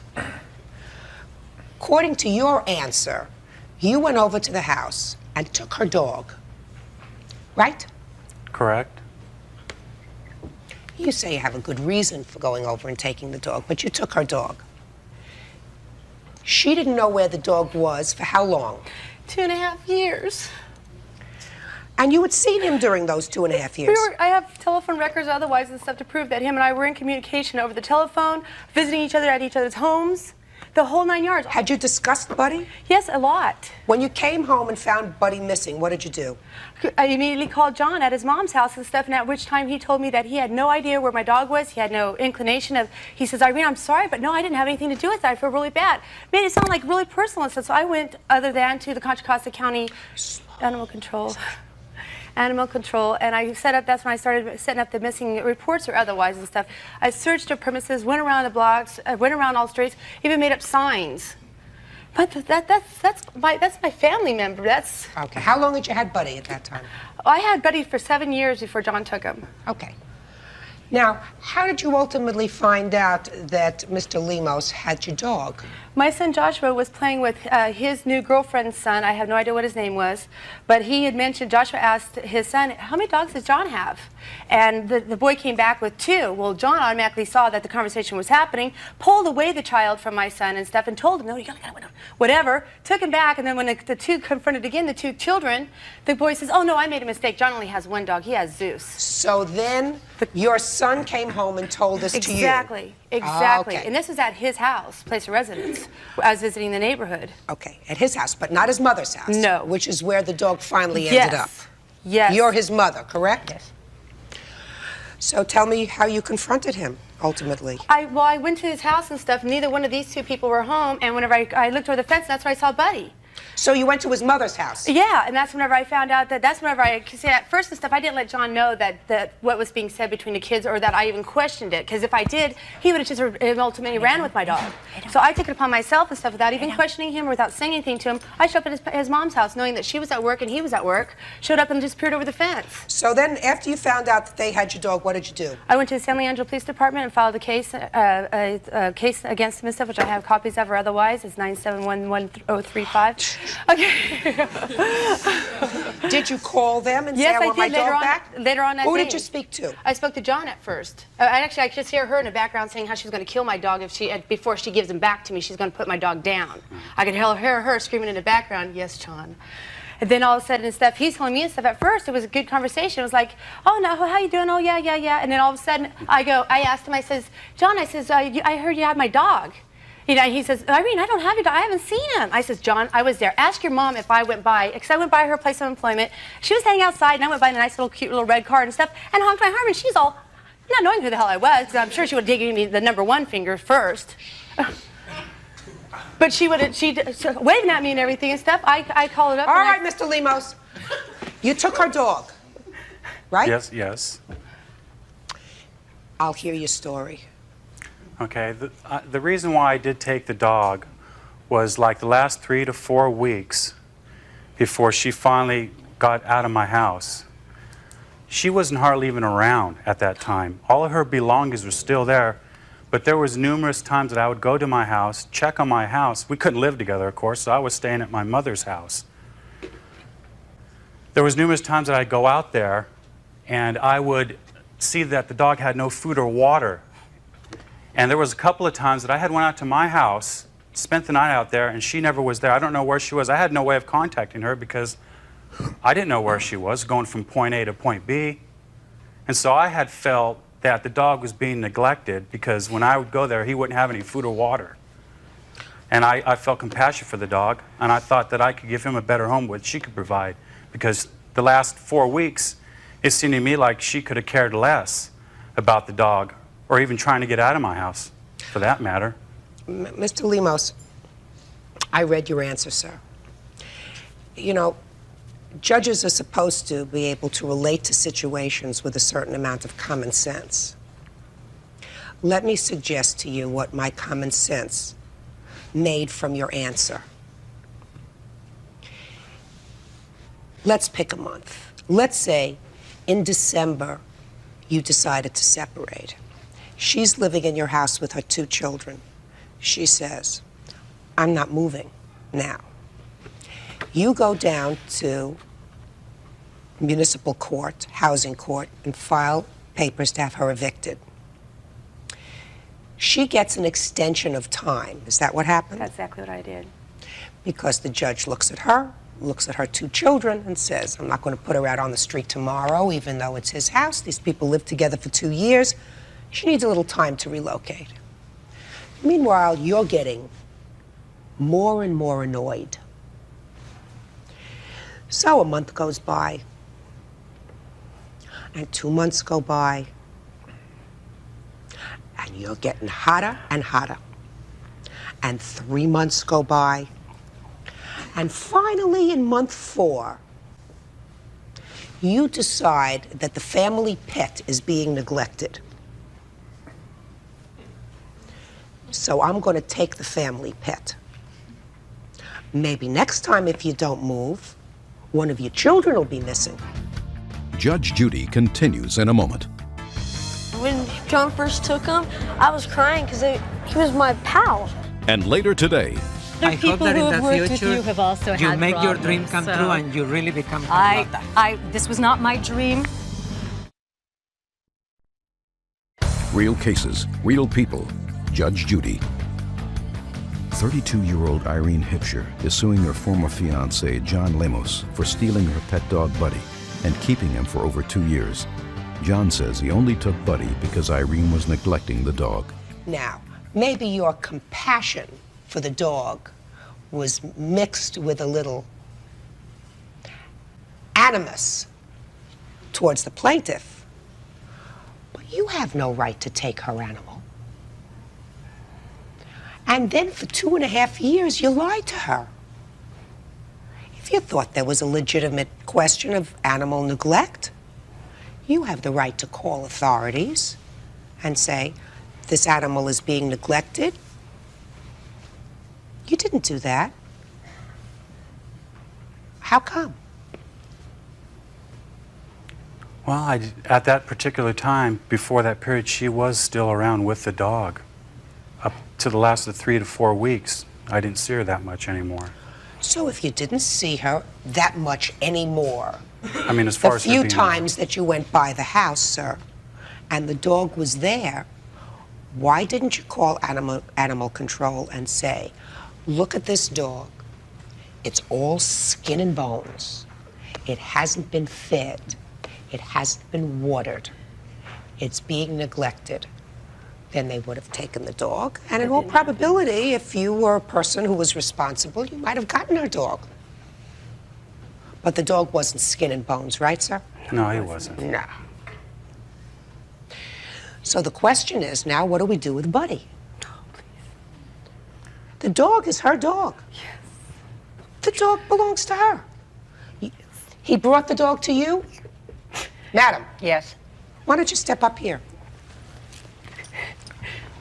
You're his mother. Yes. When he brought the dog to you, what did he say?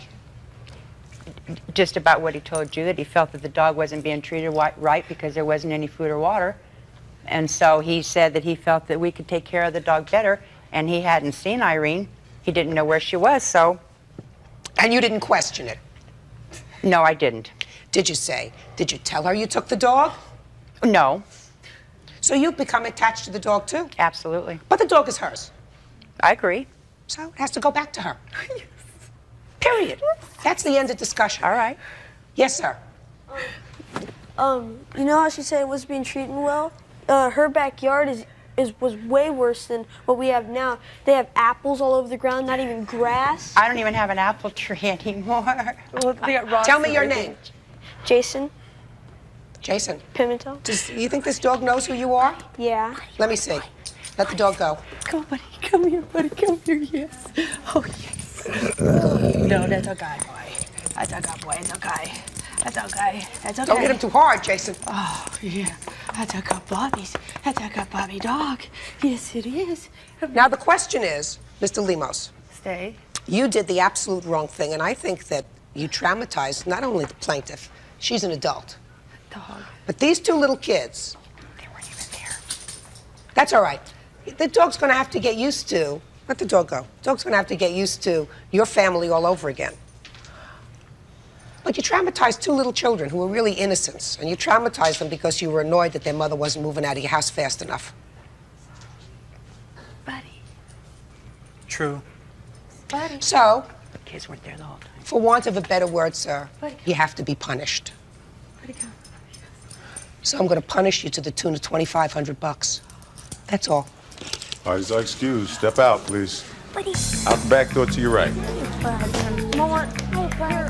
Basically, instead, it all boils down to he's a mommy's boy. He has a brand new house. He's been living with mommy for the past 2.5 years. No, I Him and I've haven't. been broke up. Yes, you No, have. I'm back at my house. And now the next case.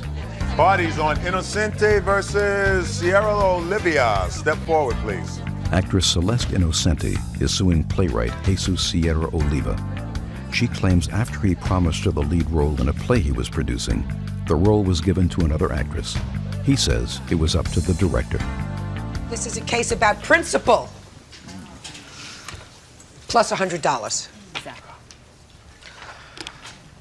What's your first name? Celeste. Celeste. And your first name, sir? Jesus. You are an actress by profession, or is that your avocation? Well, I wish I earned more money at it, but it is my profession. Okay. According to this complaint, Jesus offered you a role in a play that he was producing, correct? Yes, correct. A big role. Mm-hmm. And that play was to be performed at a small theater in September. I believe September 13th and 14th. 12th and 13th. According to you, sometime later, he advised you that you didn't have the part and you had to audition for it again? No, he never advised me that I didn't have the part. Judge Judy continues in a moment. Listen, you say I'm the boss, applesauce. You can pick anybody else you like. Carlotta is spoken for. Real cases, real people. Judge Judy. Actress Celeste Innocenti is suing playwright Jesus Sierra Oliva. She claims after he promised her the lead role in a play he was producing, the role was given to another actress. He says it was up to the director. He said you had to audition for it again. He had some problems with the production. He didn't say that I had to audition for it again. What did he Your Honor. say?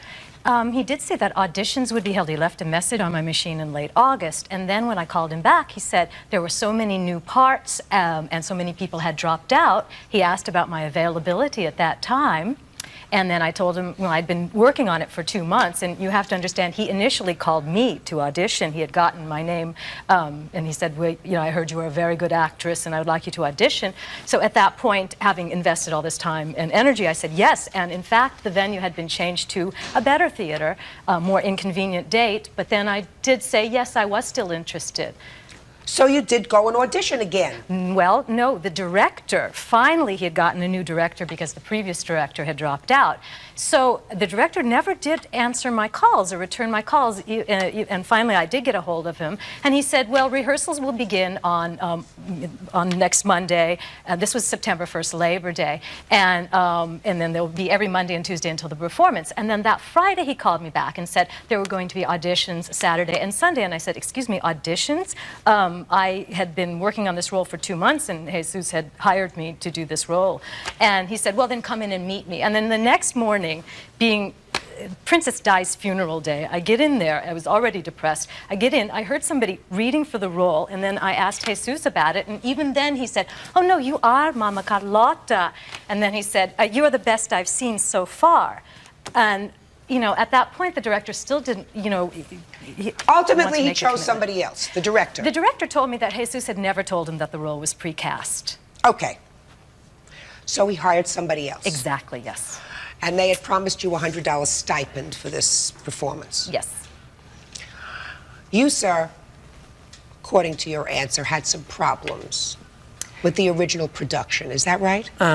Yes. I had problems that my theater, which I had for the 12th and the 13th of September, I thought I had already made the deal with the director of the Chicano Center. And it resulted that at the end, he said on July, when I called him, Jesus, I'm very sorry. I didn't put you on the list. Your event is not in my calendar. So I felt terrible because I had already promised my actors that they would be performing on the 12th and the 13th. Now let me stop you right there, sir. When you say you promised your actors, this is one of the actors that you promised. I did. Now, could you, and then you went out and had to hire a new place and a new director. That's right. So you hired a new director. Yes. You did the hiring. Why did. didn't you tell the new director that this lady had the part? I told him that I already had 6 actors. I had already lost 6 of them. And the director insisted on being himself Maximilian, or else he would not be part of the production. And then it seemed to me like everybody wanted to be Maximilian, all the men wanted to be Maximilian, and all the ladies wanted to be Carlotta. Just a minute. Am I correct, sir, that you had already promised her the role of Carlotta? Yes. Well, so if everybody wanted to be Carlotta, what difference does it make? This is your production. Why didn't you just say to the director, you can cast anybody else that you want for other roles? Yes. But I already have promised this lady, and for 2 months she's been working on the role of Carlotta. Is there any reason why you didn't say that? Because I did not ask Celeste to work on the role for 2 months. Ah. I told everybody that their commitment would be for only the 2 first weeks of September. For the performance? For the performance No, only. just a second. And the rehearsals. But she's an actress, so she was working on the part. Did you give her the script? Yes, I did. So she had the script from the Yes. time you first promised her the role. Judge Judy is ready to rule.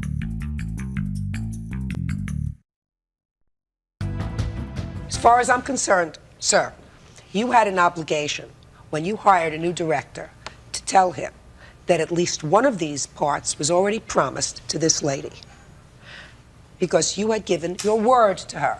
She, as a result of your promise, went out and performed her job, which was to familiarize herself with the role, to work on it for a couple of months. It was within your control to see to it that she got the part, because the director was also your employee. And you could have said to the director, pick anybody else you like, sir. Carlotta's spoken for. You didn't do that. I did not because he said, I am going to choose the actors. Listen, you say I'm the boss, applesauce. You can pick anybody else you like. Carlotta is spoken for. The commitment was for $100? Yes, it was. That's what you're suing for? Yes. Vindicated, $100 for the plaintiff. Parties are excused. You may step out. Judge Judy will continue. Case number 380 on the calendar in the matter of Bledsoe versus Bryant. Parties have been sworn in, Judge. You may be seated, sir. You folks were engaged according to these papers and moved into a house together. The engagement didn't ripen into a marriage and you broke up. Correct. You say she owes you some money. She agreed at the time that we broke up to pay the phone bill, which was approximately 80% hers, while she did not work the 3 months while we were engaged and living together, she made numerous calls, and the phone bill equaled almost $500, and she made probably 80% of the bill, and she agreed at that time to pay for that. No, for the phone bill, and then, half of the utilities, half of the rent. She only gave me $940 the entire time after we moved in. Excuse me, Your Honor. Just a minute. Right. And she gave me that $940, but the bills were considerably more than that, obviously. I mean, what she should have paid, all told, is $1,371.19. That's if we split the bills in half. But I said, once you just pay the phone bill, she agreed to that. She was going to pay it after her first check from her new job. She had just gotten a job right at the time we split up, and she was to pay me at the 1st of August when she got paid, and she did not. Then she put it on, and she said, I'll pay you the next month.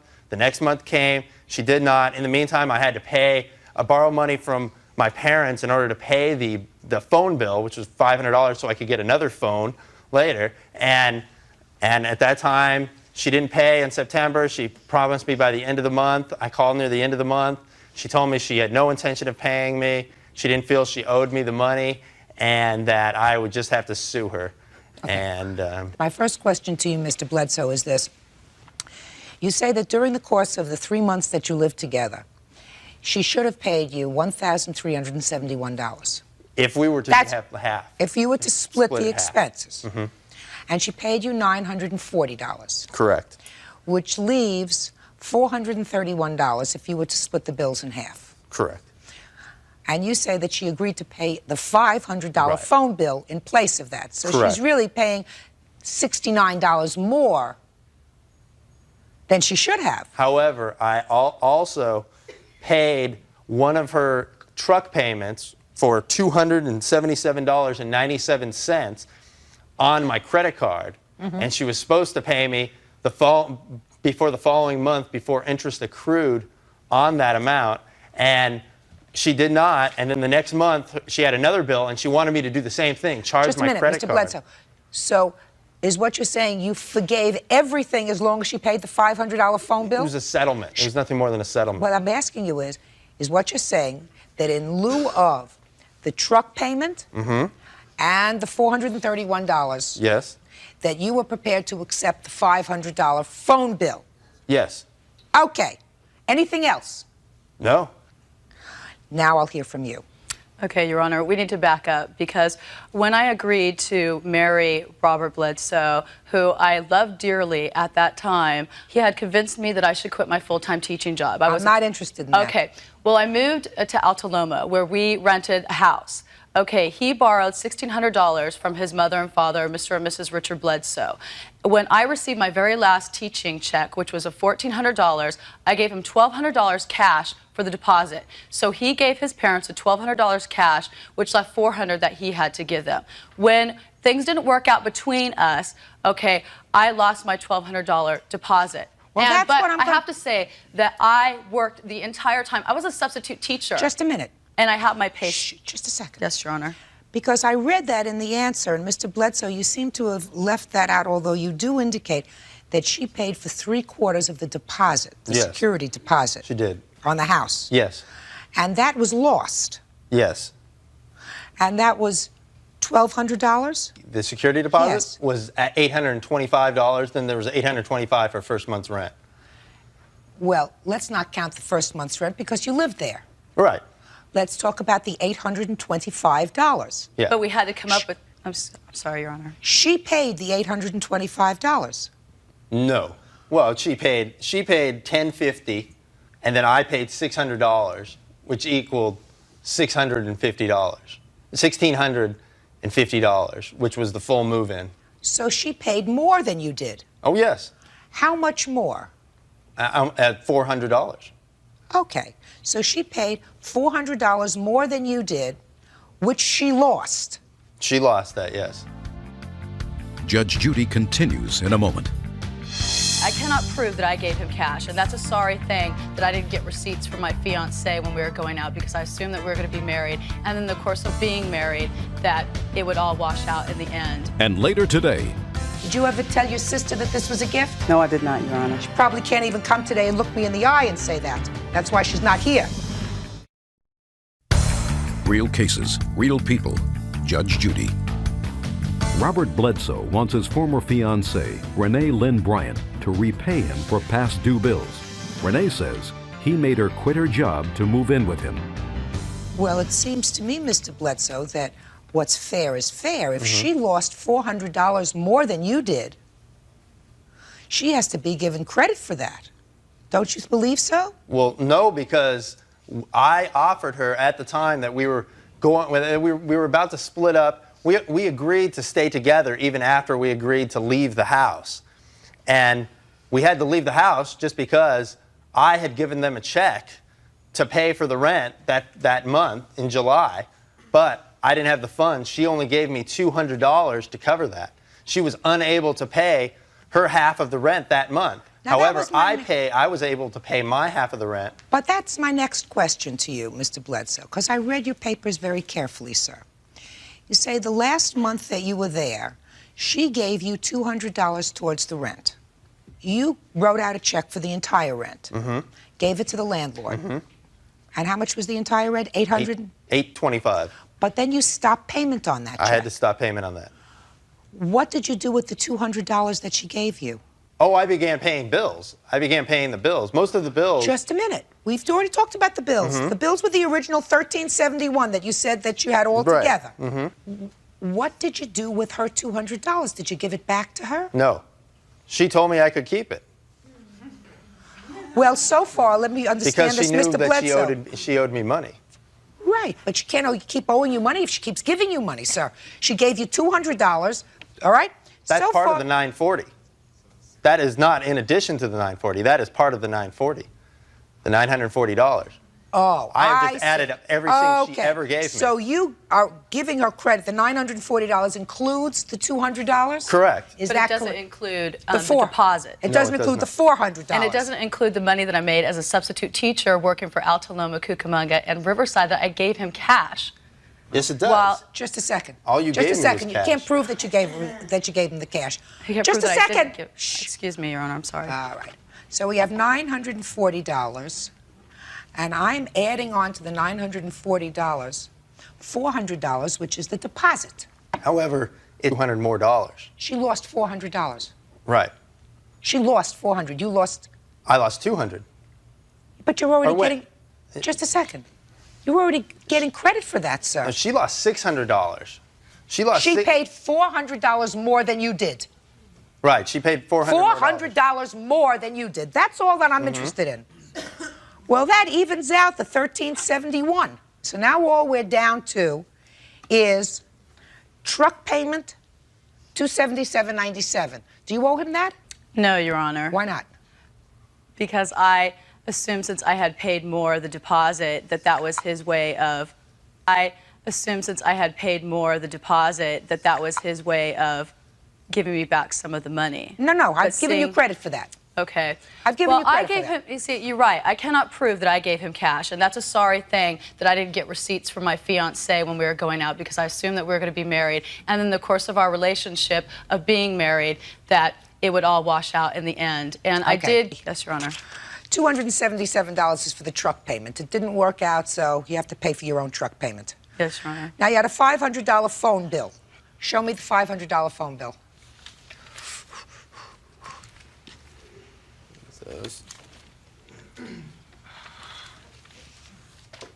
Is this $1,300 that you gave me, including all the utility bills and everything else? And yes.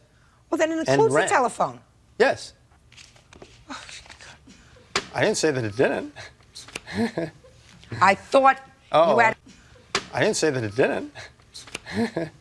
I thought you had sorry. an ending bill of $500, No, when I sir. said utilities, I Well, was I've already including taken phone. care of the utilities. Mhm. It's a wash. The utilities and her additional $497, not $1,100. Judgment in this case is for the plaintiff in the amount of $277.97. Thank you. That's all. Bodies are excused. You may step out.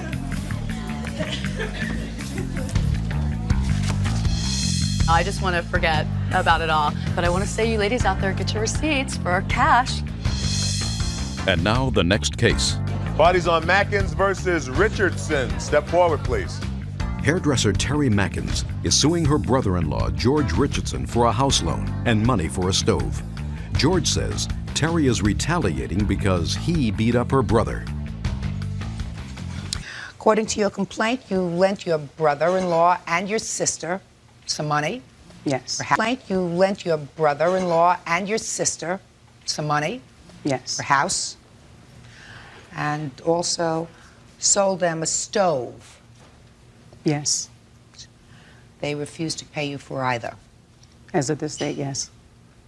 So first tell me, how much was this loan towards the house and how it came about? I loaned my sister and my brother-in-law $700. My sister and my brother-in-law called me and asked me if I would lend them this money so they can go to closing on their home. I got cash. I got a check from my credit union account, got it mailed to me, and I got it cash. And in December, we had bought our own home. And our home, in our kitchen, we wanted to do our kitchen over again. We had a brand new kitchen. And we got rid of the cabinets, and we sold my brother, my sister, my brother-in-law and my sister the stove for $150, which was to be payable as soon as they got the money as well. So that's the $850 I'm asking Well, tell for. me how the sale of the stove came about. My brother-in-law was over our house, and we had talked, which was to be payable as soon as they got the money as well. So that's the $850 I'm asking Well, tell for. me how the sale of the stove came about. My brother-in-law was over our house, and we had talked to him about we were getting rid of certain things in our kitchen. And we told him we were selling the stove and how much we wanted for it, and he said he wanted it. And Reginald Bear, who's my witness, delivered the stove to their house. Okay. So, what's your story? Well, mine had first given on a, well, we actually told her we was going to pay her back when we had a lawsuit, and we was getting ready to settle. And we What said, kind of lawsuit? A car accident. And we were going to pay her back the money that she loaned us for the house. And Terry told us it was a gift. She gave us this money. He's lying, Your Honor. Just a second. No. Just a second. She gave. And then she came back about, what, day later, because she called. That's what she told my wife. Just a second. Sure. Where's your wife today? She's home. That's what she told my wife. Just a second. Sure. Where's your wife today? She's home. She's disgusted with the whole thing. Just a second. You just told me that the conversation that she had allegedly was with your wife. Right, and she... Well, then I'm converted not me. hearing that conversation because that's hearsay. So is this agreement with us giving it back to her. No, sir. Shh. Sit down. I'm not ready to hear you yet. No problem. No, sir. You just acknowledged that your original agreement with her, when you called to ask her for the money, was in-law. She has lent you money before, and you have paid her back. Plenty of times. And you have paid her back. This was a gift, Your Honor. No. Judge Judy continues in a moment. She's lying. And no. No, don't speak. Real cases, real people. Judge Judy. And you have paid her This back. was a gift, Your Honor. No. Judge Judy continues in a moment. She's lying. And no. No, don't speak. Real cases, real people. Judge Judy. Terry Mackins wants the money back she gave her brother-in-law, George Richardson. George says, Doing what I'm saying to you. I completely You understand. first said to me that it was a loan, and you agreed No, to I pay never her s- back. I never. Okay. And you agreed to pay her back. That was your understanding. Right. She gave you the money, and I assume you. And when you did that, the intention was to pay her back. Now Right. you tell me that she had a conversation with your wife who was not present. And your not present wife told you that it was a gift. That's what you just told me. That's exactly what I said. Right. Present. And your not present wife told you that it was a gift. That's what you just told me. That's exactly what I said. Right. Did you ever tell your sister that this was a gift? No, I did not, Your Honor. She probably can't even come today and look me in the eye and say that. That's why she's not here. That is No, why that's she's not not true. here. Absolutely. That's not Absolutely. true. That's why she's That's not here, because true. My sister, my wife is disgusted with my sister-in-law because why did you beat her brother up? because he assaulted me. Your Honor, this is why we're here in court today. Why did you beat her brother up? Because he assaulted me. Your Honor, this is why we're here in court today. Right. This is why my brother-in-law is not paying me back, because I called him up the day after he fought my brother, and I kind of like told him about himself because what he did was not necessary. The whole thing is, George and Wendy owes me money, and I would like my money back. I don't have $700 to give nobody. I work very hard for my money, and I've never told Wendy. The stove get to your house? The Reginald brought it over to my house. Oh, okay. Told Wendy. The stove get to your house? The Reginald brought it over to my house. Oh, okay. Now, Called me up and said, though, you want the stove? I said, well, look, I haven't talked to Wendy. Wendy's my wife. I said, I haven't talked to Wendy because we have gas. And I said, we have to decide Wendy, because Wendy was at work. So next day, he brought it over. And he brought it down and talking to Wendy about the stove. So Wendy decided, we both decided that, get the stove. I even had a cookout at my house. Reggie was trying to make me buy the stove. No, man, you gotta buy the stove. I'm like, what's up with this? Speak to me. I called them, told them to come get the stove. They would not come to get the stove. The stove stayed on my porch, Your Honor, for almost 8 months. So my wife stayed on my back just to get my wife off my back. Judge Judy continues in a moment. You don't have to rush and pay me the $150, but I charged him $150 for the stove and $100 to install it because I am a licensed electrician. Did you install? Trying to make me buy the stove. No, man, you gotta buy the stove. I'm like, what's up with this? Speak to me. I called them, told them to come get the stove. They would not come to get the stove. The stove stayed on my porch, Your Honor, for almost 8 months. So my wife stayed on my back just to get my wife off my back. Judge Judy continues in a moment. You don't have to rush and pay me the $150, but I charged him $150 for the stove and $100 to install it because I am a licensed electrician. Did you install it? No, I did not. What I did, Well, I dropped the stove off Well, how on could his he porch. use it if you didn't install it? Well, I told him when he's ready to get it installed, I would install it for him. So I did not. What I did, Well, I how- dropped the stove off Well, how on could his he porch. use it if you didn't install it? Well, I told him when he's ready to get it installed, I would install it for him. So one on the calendar in the matter of Landolfi versus McMillan Barden. Parties have been sworn in, Judge. You may be seated. Mr. Landolfi, I've been in this business for a very long time, and I've read a lot of complaints. I read your complaint. I read your revised complaint. I still, for the life of me, don't understand what you're suing for, except that I do understand that for a short time, you entered into a lease agreement with the defendants. Correct. And that was because you were going to have some medical treatment. Yes, sir. Ma'am. Excuse me. Where do you live normally? I was living in Vallejo at the time and attending the Martinez Outpatient Veterans Clinic. And because of the problem couldn't be resolved by their doctors, they suggested a specialist, not a veterans doctor, in Palm Springs, an internist. So I came down to see him. And you needed a place to stay for a couple of Correct. months. You found an apartment in their facility, in their First complex. 30 days I stayed in a motel. It was too expensive. Then I found the Brentwood.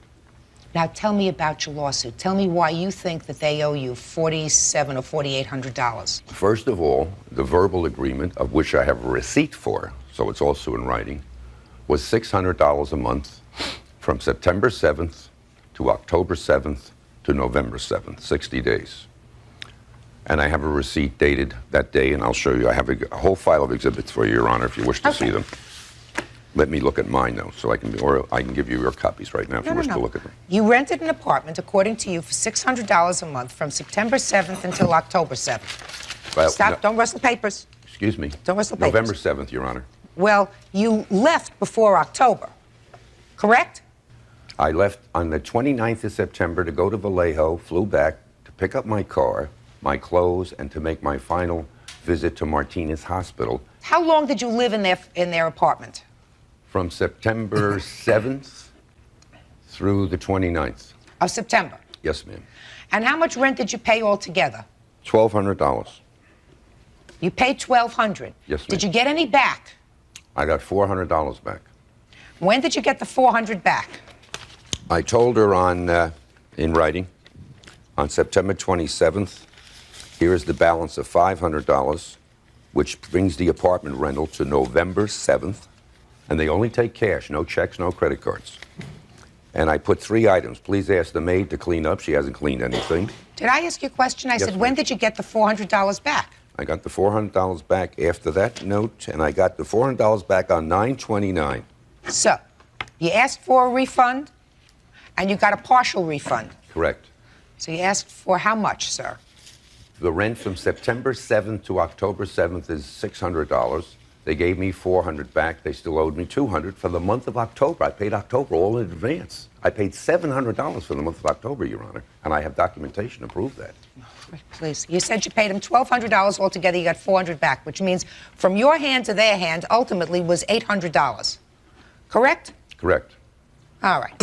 And you lived there for a month, and you said your rental agreement... No, Your Honor, I did not live there for a month. I lived there from September 7th to September 29th when I went home to go to the hospital and get the rest of my clothes. Okay. I am assuming, sir, that for the purposes of argument, that's the month of September. So that's $600. For 3 weeks. Okay.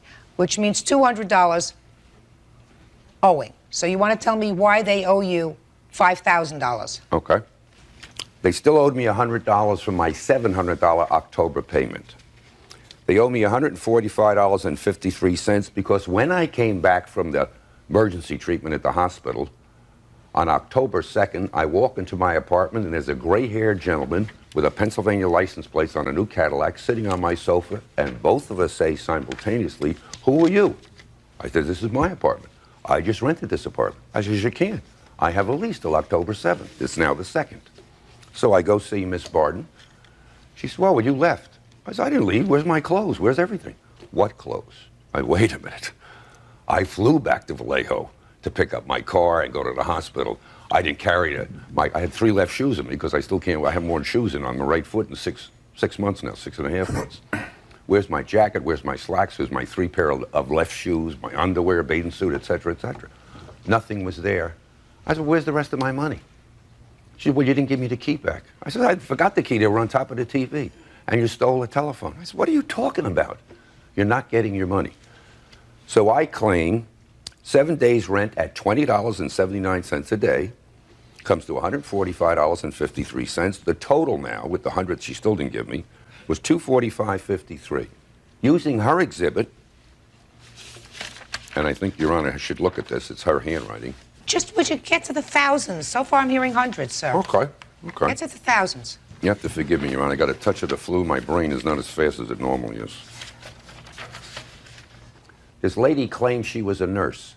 The stress, harassment, this stuff, that stuff that she put me through continually came to my house after I filed the first small claims case, which I filed on November 18th, and she never accepted it.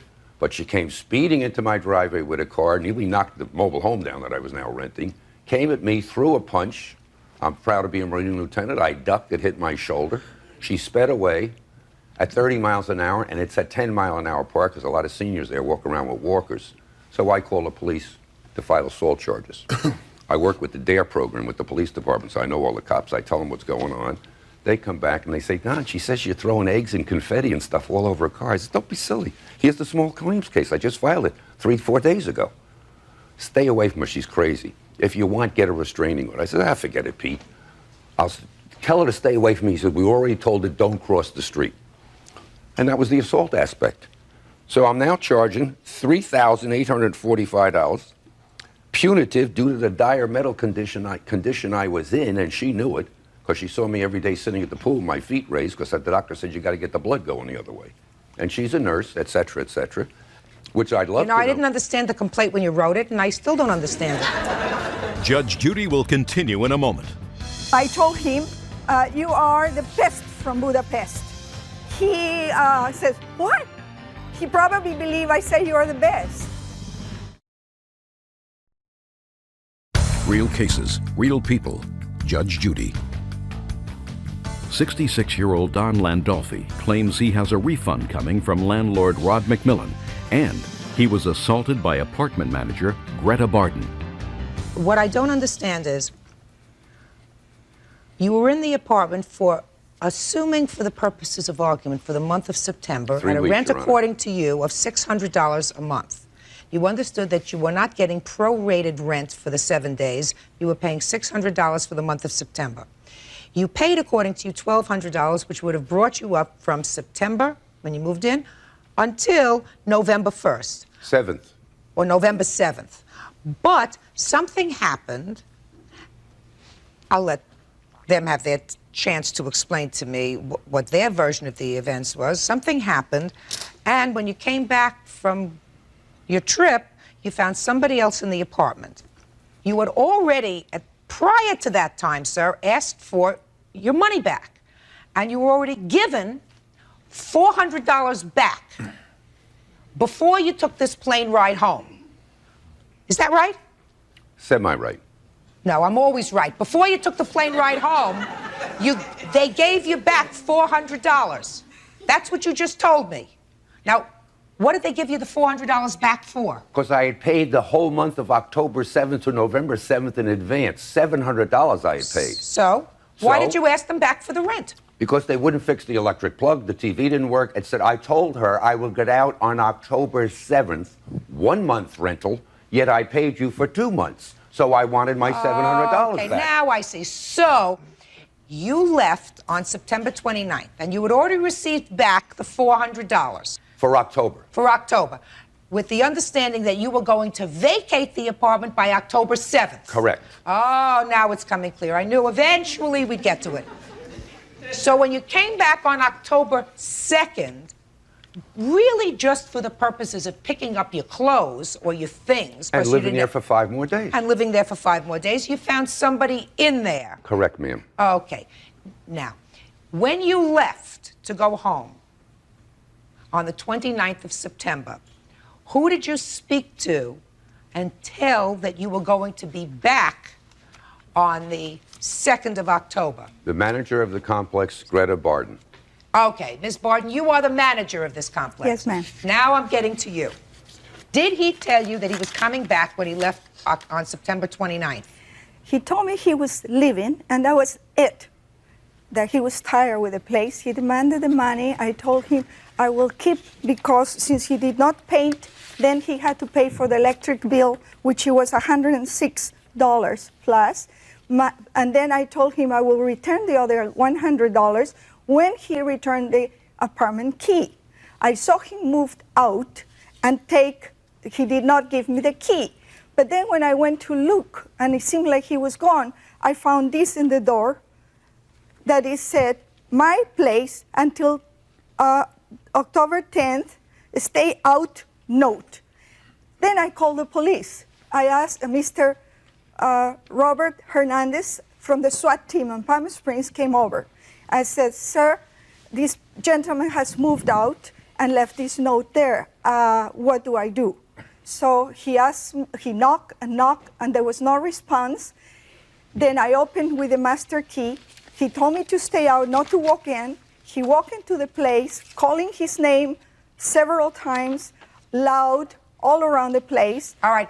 He came out and he told me I could go in then. Okay. He was paid through October 7th. Right.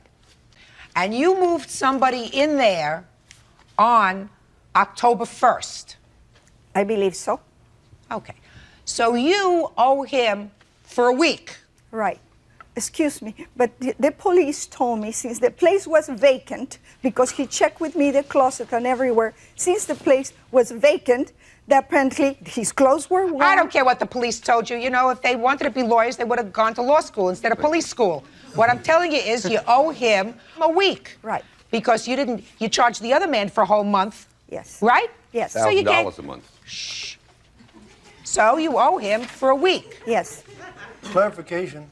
Note here, signed by him, says, I'm leaving 7 days early, therefore my attorney as you, etc. Let me see. And our problem, he wanted to be reduced. All right, just a second. Let me see this. Well, here's our answer to that. This is the answer. Exhibit 12, Your Honor. My exhibit.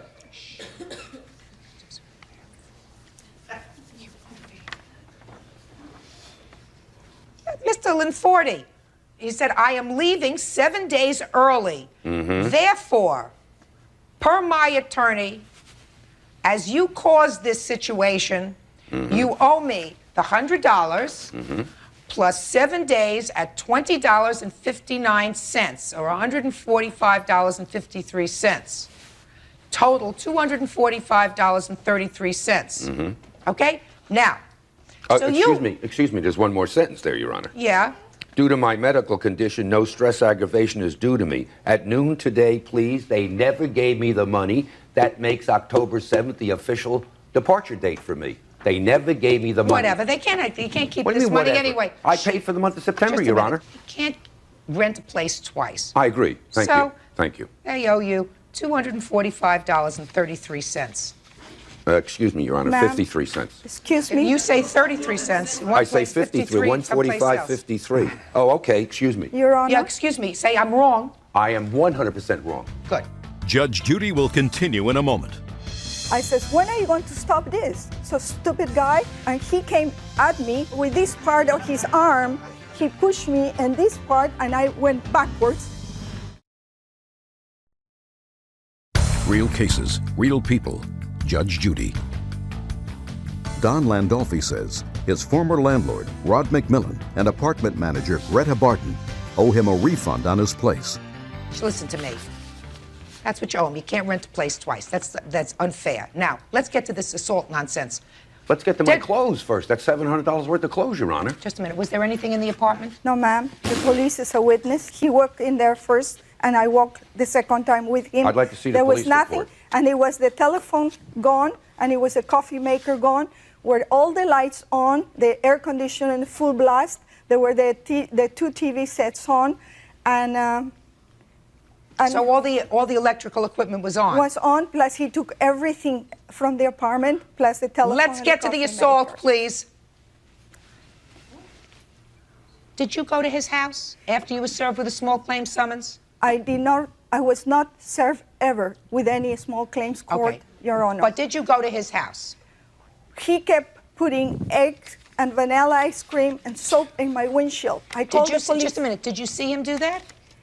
I did not see him. I slept in my car several times trying to catch him. For some reason, he was not there the days. One time when I came and I found the egg in my car, since he was living across the street, I saw him drive away after he saw me get to my car. So you thought it was him?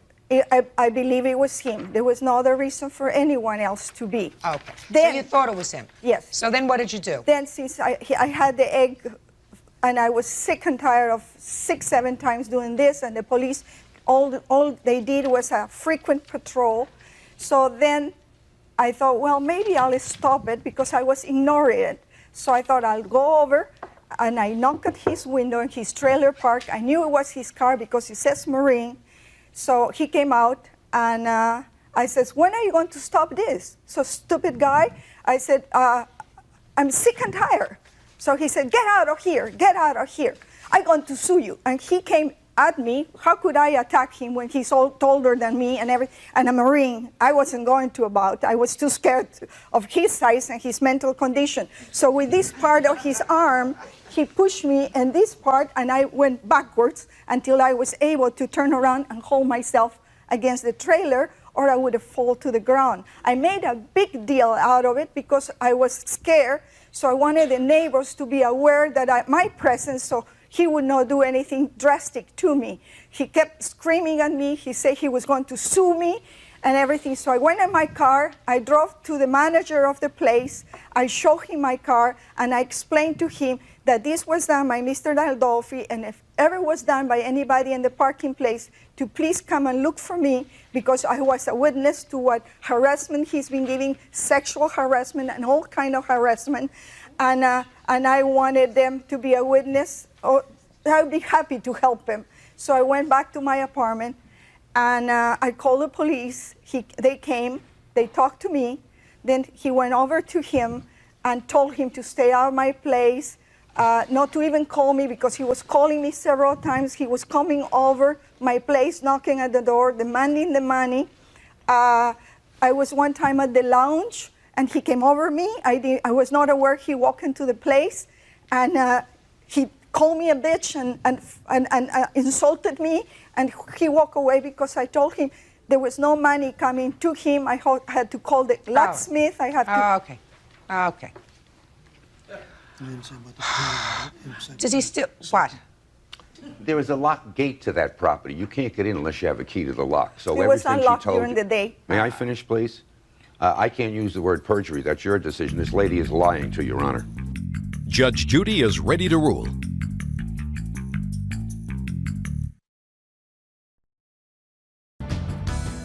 I find, after hearing this case, you own the property, sir? I'm the president of the association. And you're the manager? Yes, ma'am. That's a lie also. She's not the manager anymore. I'm a temporary manager. She was manager at that time. Are you feeling better, sir? A little bit. Thank you, Your Good. Honor. I'm going to help you feel a little bit better, Mr. Landolfi. But not a lot better, sir. Not $5,000 better. They owe you $245.33. Period. And I suggest that if you still live next door to each other or across the way, you stay as far away from each other as is possible. This case is over. Parties are excused. You may step out. Of Greg versus Allison. Parties have been sworn in, Judge. You may be seated. Miss Gregg, this was your boyfriend? Yes, it was. For how long? Around 2 years. Did you live together? Yes. You have any children? Yes, we do.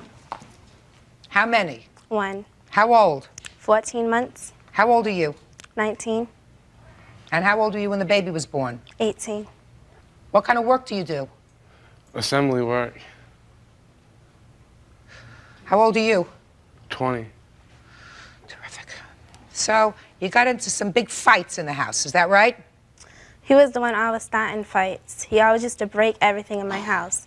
And he owes me a lot more than what I'm suing him for, but I didn't think I would have a good chance because the only proof I got is a radio that he had given to me after he broke my new one.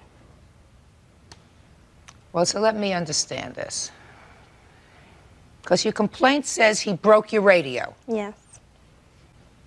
He says, I did. Why did you break her radio? I was off. You know what I mean? Didn't you know how to say that another way? I was off, though. Wait. All right. So you broke her radio. Yeah. Mm-hmm. But you bought her a new one. Well, I got it off my brother. My brother gave it to me, and I gave it to her. So you have a radio. I could show it to you. It was all, first of all, it doesn't rewind. It eats up your tapes. It gets only 2 stations. No, it works. You can plug it in right now. I'm trying to tell you. Did you throw a telephone of his out the window? It was a TV, but A TV, excuse me. I had a console, but I'm dropping that because I ain't worried about the $300 or whatever it was. Did she throw your TV out the window? Yeah. Why? I don't know. I guess she was mad because I didn't go home or something. Excuse me, Your Honor, but I can't pick up a $300 TV. It's in his mother's house, and he probably watches it every day. And he probably watches it every day. And he Well, what wrote, did you throw out the window? I've never threw anything of his My out clothes, the window my 'cause CDs, I was scared my of him for one TV, thing. I couldn't all throw my anything of his Well, out what? the window. all my stuff. He's broken my kitchen set. He's broken glass tables. He's broken through my window. She's bugging. I never broken her house. Miss Gregg, how long did you know him before you decided to have his baby? It was my mistake, and I understand How long that. did you know like, him?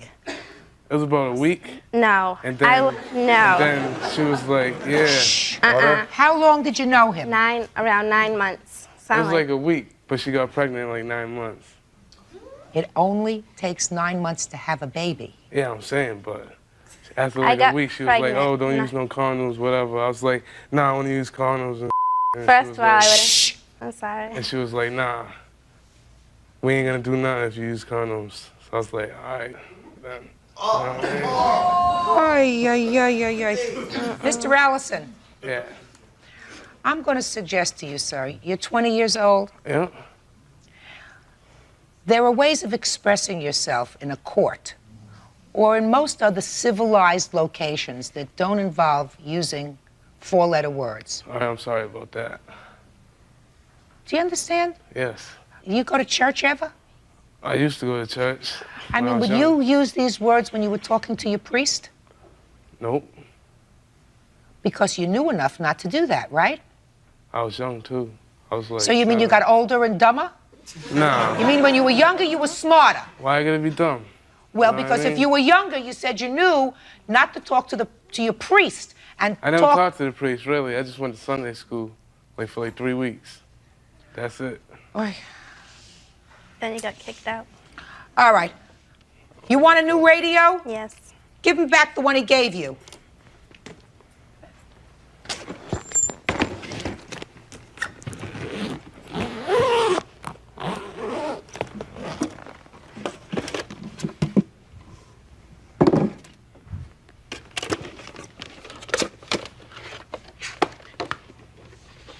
You want to keep this radio? No, I don't. She doesn't want that radio, Mr. Allison.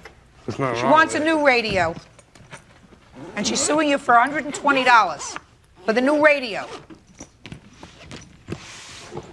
Wish I could give her $120 for a new radio and give myself $500 having to suffer here listening to your language. You have a child, boy or a girl. Little girl. Do you visit with her? Well, I seen her yesterday. That's it, though, for a while. You're going to try to be a good father? Yeah, I'm going to school in the fall, and I got a job right now. You wouldn't want your daughter to grow up listening to that language that you use, would you? Nope. Excuse me, but he swears all the time in front of her. So if he didn't want her to grow up listening to that, he wouldn't do that in front of her. Well, you're absolutely right. Judge Judy will continue in a moment. One thing I'm really pleased about is that you have intention of going back to school. Maybe you can learn something. Maybe. And later today, The only way she has to check, sir, is if she takes you to court. So this is a very foolish thing to have. Very stupid. Real cases, real people. Judge Judy. 19-year-old Kimberly Gregg claims 20-year-old Jordan Allison, the father of her child, smashed her radio. Jordan says Kimberly threw his television out the window. So the two of you, who had absolutely no business making a child, made a child, and neither one of Why you... didn't we have any business? We used to love each other. Because you made this child, sir, when you were 18 years old? It doesn't matter. Oh. I don't have enough hours in the day to get through to you, sir. But I certainly hope one thing I'm really pleased about, is that you have intention of going back to school. Maybe. Just maybe, you can learn something. Maybe. What are you trying to say? I don't know nothing now? Right. Right. $120 for you. Buy yourself a new radio. That's all. Parties are excused. You may step out. I'll pay child support. I'll see my daughter, but I ain't being with her no more. That's why you call me up all I don't the call time. you. You're crazy. You're crazy. Oh, all right. I This got girl's messages crazy. to prove it. All right. I ain't even Prove gonna the pull his messages. card, but he knows what I'm All talking right, about. okay, whatever. And now the next case. Parties on Basler versus Cora. Step forward, please. 29-year-old blackjack dealer Michelle Bassler is suing her ex-husband, graphic artist Peter Korer, 32, for not paying his share of their federal income taxes. Peter is countersuing his ex-wife for harassment. Ms. Bassler, you and the defendant were married and divorced. Correct. And pursuant to your judgment of divorce, according to the defendant, he says that you were supposed to share the marital debts. Is that correct? Yes, Your Honor. And then you get a statement from the Internal Revenue Service saying that you were both deficient in paying income tax for a year while you were married, and they took your whole refund to satisfy that deficiency. Is that correct? Yes, Your Honor. And that was a joint debt? Yes. So you say he should be responsible for at least half? Your Honor, a statement came to me from the IRS stating that almost $1,100 went to paying his Social Security. His Social Security? Number, not my number. The only reason why I was responsible is because I was married to him at the time and we had filed jointly for 1994 taxes. Were you working in 1994? No. In the year that was filed? You were not? No, I was not. What kind of work was your husband doing at that time? He is self-employed. You have children together? Yes, we do, Your Honor. How many children? One. How old is that child? He just turned 5. So you were staying home with him when he was young? Yes, I did. So how much did they take altogether? They took $1,089.30. Can I see, please, your judgment of divorce? Sure. Here you go.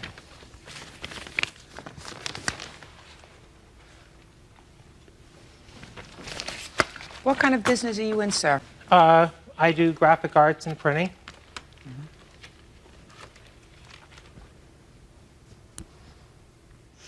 Now, Ms. Bassler, this judgment's divorce is clear. It says that the plaintiff, that's him, shall be responsible for 1/2 of various community debts, including Sears, Sizes Unlimited, Broadway, Phone Company, and IRS for 1994 taxes, among other things. Defendant shall be responsible for 1/2 of the community debts and the debt against the 1988 Mercury. This divorce judgment was in 95, was filed in 95. Clearly this says that you're responsible for half. Correct. Okay. That means you're responsible for half. Correct. Good. We're equally responsible for half of all community debts. And I spent over $3,000 in community debt. And I figured she didn't have a job when we were divorced. And I wanted to just, try to be fair. I paid him. I figured eventually one day down the road, it'll all wash out. Okay. The first penny taken from her, she blows up. Okay. So let's see. Plaintiff, that's you. Sears bill. I'm going through each one of them. Let me see what you paid to Sears. Your Honor, I have a $22 check for Sears that I don't have a copy of, but that was all that I paid. $22 to Sears. Sizes Unlimited. $150.34. $150. So I'm going to give you credit for half of that. Sizes Unlimited. That was your bill? Yes. $75. What's next? Broadway. Total for Broadway was $198.86. Let's make it an even 200 because I'm so poor in math. Is that all right with you? Yes. Half. You get credit for $100, sir. I assume you have receipts for all these things that you paid. Canceled checks, yes, Your Honor. Good. So in total, sir, instead of these thousands of dollars that you're talking about, you got $175 that I'm going to give you credit for because that's what the divorce decree says. Okay. Right? Fine. In the judgment, it also stated that we were to share in the payment of her father's house, which I paid a payment of $1,045, and that was the only payment made. Just a second.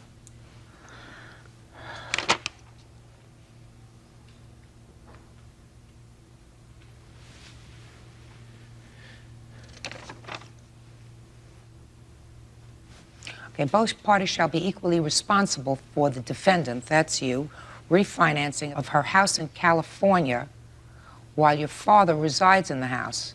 What does that mean? Basically, we borrowed money on the house, and I agreed as long as her father was living there that I would share in the cost.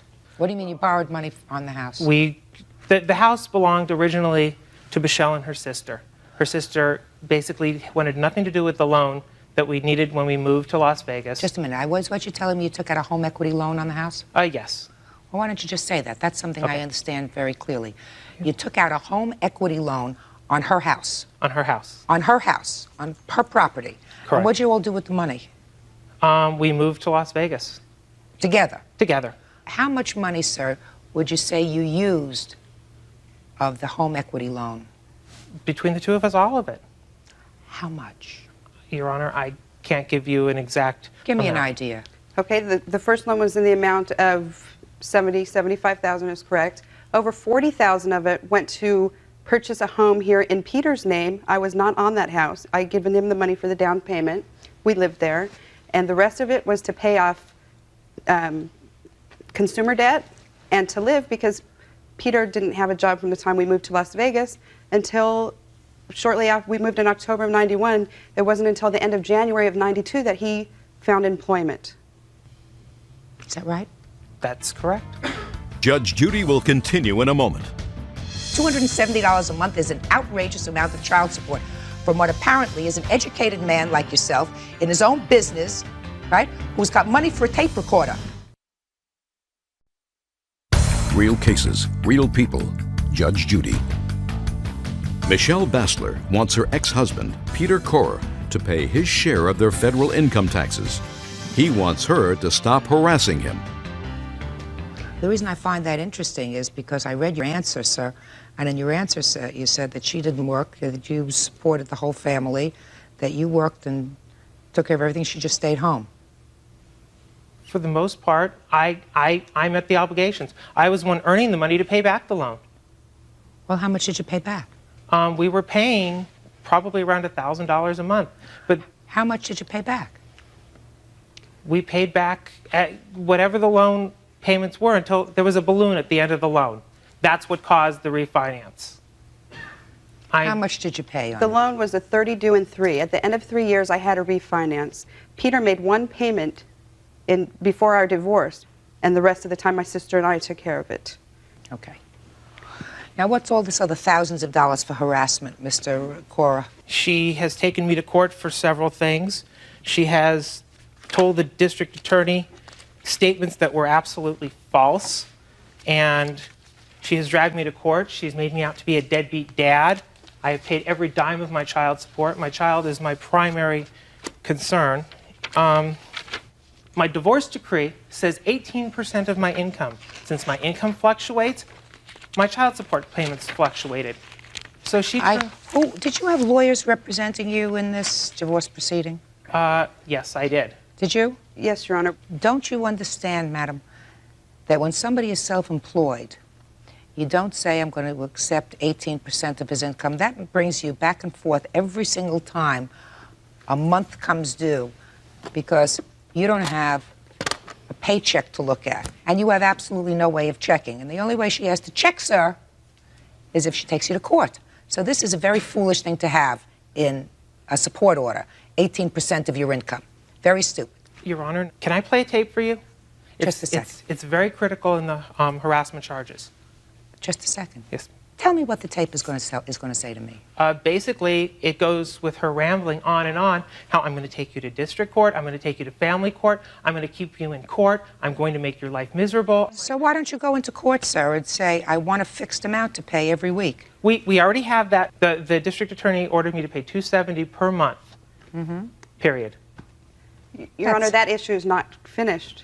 He has to prove his income. He supplied me with computer-generated income taxes in family court. And when we went for divorce, I was not represented. Peter went to court by himself. Listen to me. I think that until you get the issue of support resolved, there is going to be continued acrimony. You cannot have a support order that says 18% of your income, especially when you are self-employed. So I would suggest as fast as you can to get the matter of support resolved. It has been. No, not according to her. If a district attorney directs you to pay a certain amount of money, sir, That is not a court proceeding. A district attorney is there as an interim advocate. So he has suggested that until this matter is ultimately resolved, you pay $270. But I'm telling you this, sir, if the judge, after hearing this case, determines that you, in fact, earn more than what you told the district attorney, based upon several factors, some of which I don't think I'm going to tell you now, so that they might come as a surprise to you. You must be prepared to pay more than the $270 a month, because that doesn't probably represent 18% of your actual income. We understand each other? Yes. Perfect. Judge Judy is ready to rule.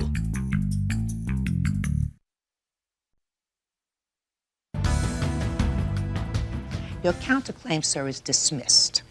I am You won't awarding... allow me to play this one last piece of evidence? No, I'm not interested in her telling you she's going to take you to every court in the United States, including the Supreme Court of the United States. $270 a month is an outrageous amount of child support from what apparently is an educated man like yourself in his own business, right, who's got money for a tape recorder. So if she's annoyed that you went through clearly with her a lot of her money, I can understand that. Shouldn't have to trust you. I get $373, Byrd. I get half of $1089. Right, which is $544.65 was what I came up with. $544. Go ahead. 65. Less And then ones. I took away $175, and I came up with $369.65. Oh, that's right. $369. Judgment for the plaintiff. Thank you very much. Parties are excused. You may step out. Versus Gonzalez. Parties have been sworn in, Judge. You may be seated. Have a seat, please. Ms. Fair, the defendant is your former landlord. Yes. And you're suing him for several things. First, for wrongful eviction and the cost of your relocating to a new Yes. apartment. Second, you are suing him for damage that he allegedly did to your furniture. And what's the third thing you're suing him for? Harassment. Oh, harassment. Okay. When did you move into his apartment, and how did you find this apartment? I found an apartment through one of my coworkers that I work with. They went to church together. He told me one of the ministers at his church had an apartment available. The neighborhood I was living in was a very bad neighborhood. So I went and met John, and he said I could move in. I paid him. I moved in. We became friends. After we became friends, he started dropping by all the time, coming by when I have company, coming unannounced, letting people in my house when I'm not at home. How do you know that? Because when I got home, one of the witnesses was in my home, and he admitted he let him in. We'll get to that in a minute. Go ahead. And he soaked my couch with a water hose that was stored in his garage. Just a second. How did he soak your couch with a water hose? It was in his garage. What was it doing in his garage? I stored it there. What was that part of your rental agreement? No, I asked him, I had received another couch, and I asked him could I put it in his garage, and he said yes. He had the only key to the garage. He watched the people put it in the garage, locked the garage up. One particular night, it was a confrontation between my sister and I one night. He banged on the wall. He turned around, then he came at 1 o'clock in the morning, knocked on the door. My daughter's father was visiting, asked him, could he please come back at a reasonable hour? He got very indignant, said, no, I demand for her to come outside right now. Get your so-and-so hand off of my door, referring to my door. He told him, no, you would have to talk to her in the morning. The next day, he called me on the phone. He left a message, said I had to make other arrangements. If I did not come and speak to him, that I was going to have problems out of him, that I was going to have a problem. Then he gave me a 3-day notice when I didn't owe him any rent. And since then, it's been a nightmare. Hold this on a second. You went on and gave me a whole long story. I asked you a question. How do you know he soaked your couch? I seen him. You saw him? Yes. Ms. Fair,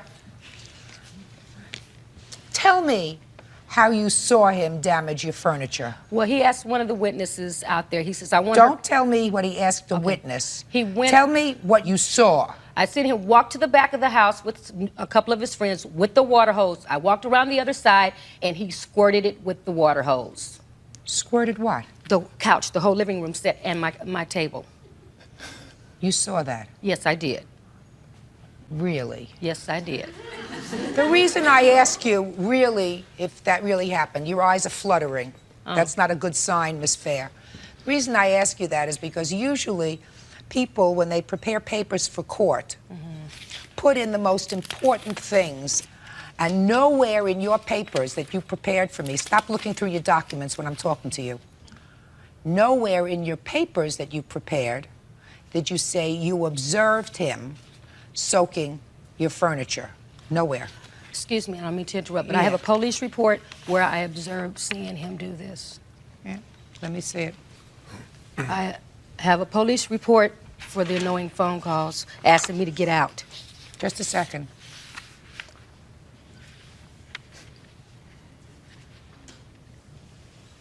What was the date that you say you observed this? 6:30, June 30th. And that was before or after this incident with your ex-husband? This was after. As a matter of fact, it was 2 weeks after, 2.5 weeks after. Right.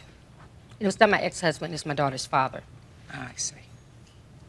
When did you serve her with an eviction notice, sir? I served her with a 3-day notice to ask her ex, who threatened me, to leave the premises. That was the 13th. What date?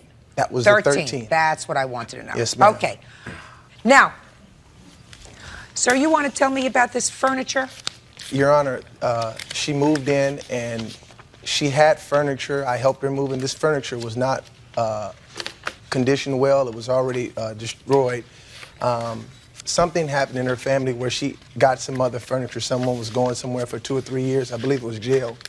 Whatever. And I allowed her to move the furniture in my garage on a temporary basis. I told her I have gas equipment back there. You cannot keep it back there more than a month. She said, no problem, I'll get it stored. The gentleman that moved it in, he moved it in, I allowed him. But what I found very odd is that he left all the pillows on the outside. I came and told her the pillows were on the outside, but the sofa and the couch itself were on the inside. So the pillows were accumulating moisture and just daily. When this event occurred and she refused to leave, I told her, I said, hey, I got to get the garage clear. I got to get some stuff in there. I asked her to move it. The gentleman that had moved it in there, I asked him to move it. He said he would do it within an hour. I left the garage wide open for an hour. He didn't. I took her couches out with friends and put it right where her pillows are in my backyard. And they're there right now. I haven't touched them. I want to tell you something. That sounds pretty disgusting that all that stuff is in your backyard. What kind of an apartment unit is this? It's a 2-unit, man. It's just in the backyard. I have it's a pretty spacious backyard. So the couch pillows sat outside in the backyard? The whole time. How long? Maybe 2 months. Judge Judy will continue in a moment. You blew him off. No, I did Oh, not. sure you did. You blew him off, madam. You said to him, I'm cooking for the church. I can't talk to you now. Real cases, real people. Judge Judy. Stephanie Fair wants her former landlord to pay for wrongfully evicting her and ruining her possessions with a garden hose. Now I'd like you to tell me, Miss Fair, I've already heard the story about the furniture. I have pictures, ma'am, to show you and the receipt for Just the a couch. second. You had I believe that the pillows for that couch were outside in the backyard all the time. No, they were not. And I have believe him. witnesses. I believe him. He does. Listen, he's under no obligation to store your furniture. He told you that he wanted to have it out. Hey, I'm speaking. Stop talking. He's under no obligation. He rented you an apartment. He did you a favor by letting you stay, letting you put your furniture in his garage. You were not paying for the garage space. You were not paying for storage. Clearly, in the beginning or the middle of the month of June, there was some sort of disagreement between the two of you, which I'm going to get to in a moment, having to do with your daughter's father. Clearly, that was a problem. It's a problem that I read about in the papers, and it's a problem that I heard just now. So then he said, get your stuff out of the garage. He can tell that to you in an hour, in a minute, in 5 minutes, in 10 minutes. He gratuitously let you use it. But he didn't say it directly to me. He told the gentleman, he says, when is she going to get her couch out? He says, well, when I move her, which I was planning on moving, she will get it out. He stood there with his friends laughing, about 5 or 6 of his friends, went and took the couch out. Later on, he came back, and I went to the police. I heard about the couch. I'm moving on to something else. Okay, that's fine. Okay. I see the letters that you sent him. The letters that you sent to him clearly suggest to me that you were looking for him to give you money. That's what they say. You talk about the California Rent Board, for him to tell you why you want him to move and to discuss relocation fees. So clearly these letters of June 28th suggest to me that you wanted him to give you money to move. So what I would like you to do now is to tell me what was the nature of what you call harassment. Okay, I have a phone harassment letter here from where he kept calling me, asking to move. We had been friends. Just a second. Okay. Don't talk fast. Okay. Phone harassment. Yes. What kind of phone harassment? Telling me that he was going to throw me and my daughter out if we didn't get out because he was upset. He was friends with my daughter's father up until my father threatened his male ego or something and told him, please, you can talk to her in the morning. 1 o'clock in the morning, it's not appropriate time to come to the house. I have documentation where he came to my house at 10:30 at night, 3 days before rent was due, asking for the money, telling me, well, if you don't have the money, then I can demand this from you. And if you don't have this, I'm going to throw you out and I'll be sure to get you out. He kept calling on the phone from 67 times from the 13th to the 17th, telling me he wanted me out. It was a nightmare for me to have to be harassed. The kids go to dump the trash. My child had to be harassed. My niece had to be harassed. Just a second. Hold on a second. Hold on. He told you that he wanted you to move on the 13th. That's what you're... Just a second. Okay. Is that right? Yes. He told you he wanted you to move on the 13th. Now, I would like you to tell me, Mr. Gonzalez, March, April... She moved in March. Yes. March, April, May, any problems? She was always late, but I didn't care because Always of her late with her rent. She was always late, but her situation, because of her daughter, she was in a place where she witnessed a crime that scared her. I understand I have a child myself, but to say, I'm sorry. In March and April and May, other than being late in her rent, was she a reasonable tenant? Yes, she was. What happened, and you had no problem with her? No. Other than the late rent? Other than the late fee. What happened, sir, in June? In June, her daughter's father had came down before I met him. He seemed to be a pretty nice guy. On June the 12th was the altercation when her daughter's father and her, the child himself, got into a physical fight. Things started sounding breaking. My daughter is six years old. I didn't want her to see this. I went over, I calmed things down, I asked him to stop. It seemed to be okay, but my daughter goes to school too, Your Honor, and I have to take her 23 miles just to get to one school, so we have to get up quite early. At 2 in the morning, she was on the phone yelling. I mean, she was Who's cursing. she? Miss Fair. She was cursing so loud. It was through the... I just banged on the wall to say, please stop. I didn't even go over there. It didn't stop. After it continued for about 2 to 3 minutes, I went over there. I told my daughter to stay here. I asked, could I speak to Stephanie? She wouldn't even come to the door. The ex-husband or whoever, he told me if I rang the bell again, he would kick my, this and that. And I didn't want to become volatile. I rang the bell and asked, could I speak to Stephanie again? He came out and greeted me face to face. Not that I can't defend myself, Your Honor. I just chose not to. I left the porch. I called her and I asked her, I said, I'm going to need to speak to you tomorrow. I didn't even tell her she had to go. All I did was wanted to speak to her about rectifying this situation, this nuisance. I have a right to live in my own property and feel safe myself. And I was doing her, I can't believe I'm here, Your Honor. I was doing her a favor. I didn't charge her first or last rent. I didn't charge her a deposit. I lowered the rent. I bent over backwards for her. And for her to do me like this, I'm appalled. Judge Judy will continue in a moment. He has an absolute right to the peaceful enjoyment of his property and to tell you to leave. Real cases, real people. Judge Judy. Stephanie Fair wants her former landlord to pay for wrongfully evicting her and ruining her possessions with a garden hose. So when you called and said, I have to speak to you tomorrow. Yes, ma'am. What happened? She laughed at me and hung the phone up. I tried to contact her. She would walk by. The units are so close that I would try to walk and say, can I talk to you for a minute? Nothing to say to you. She would put her, like this. The thing. Like that. Nothing to say to you. And her children. Well, let me ask you this question. Miss That is Fair, a lie. just a second. Because when he told me that me and my daughter could stay on the premises, you're telling a lie, John, because he says, okay, I'm going to tell you this. You better get over here and talk to me right now. If not, you're going to have problems out of me. When he says, if you don't talk to me right now. So when I said, look, John, I'm cooking dinners for the church. I'm selling dinners for the church. I will talk to you when I get home. No, you better come over here immediately. Miss Fair, you had no problem with him. No. Shh. if you had no problem with him, there's no basis for this lawsuit. So don't anticipate my question. Okay. You had no problem with him in March, April, and May. He didn't tell you to leave. He didn't serve you with an eviction notice. This problem started when your daughter's father came to and stayed with you for a couple of days. Is that correct? The problem, no. Because I had gotten an argument with my sister. He had never had any problem. Him and my daughter's father were friends. They socialized, they sat and ate dinners and stuff together. Okay, now what I'm saying is I'm saying is, tell me what happened that he did to you to harass you in March. In March, he didn't do anything. Good. Tell me what he did to harass you in April. Coming over to my house all the time. That's baloney. Tell me what happened in May. Nothing happened in May, ma'am. Right.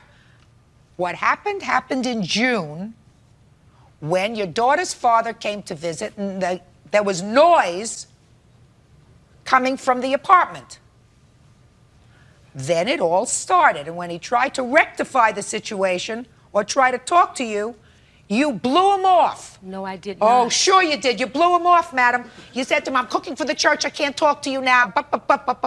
So he served you with a notice. Then you serve him with this thing. Where is it? Where's this thing?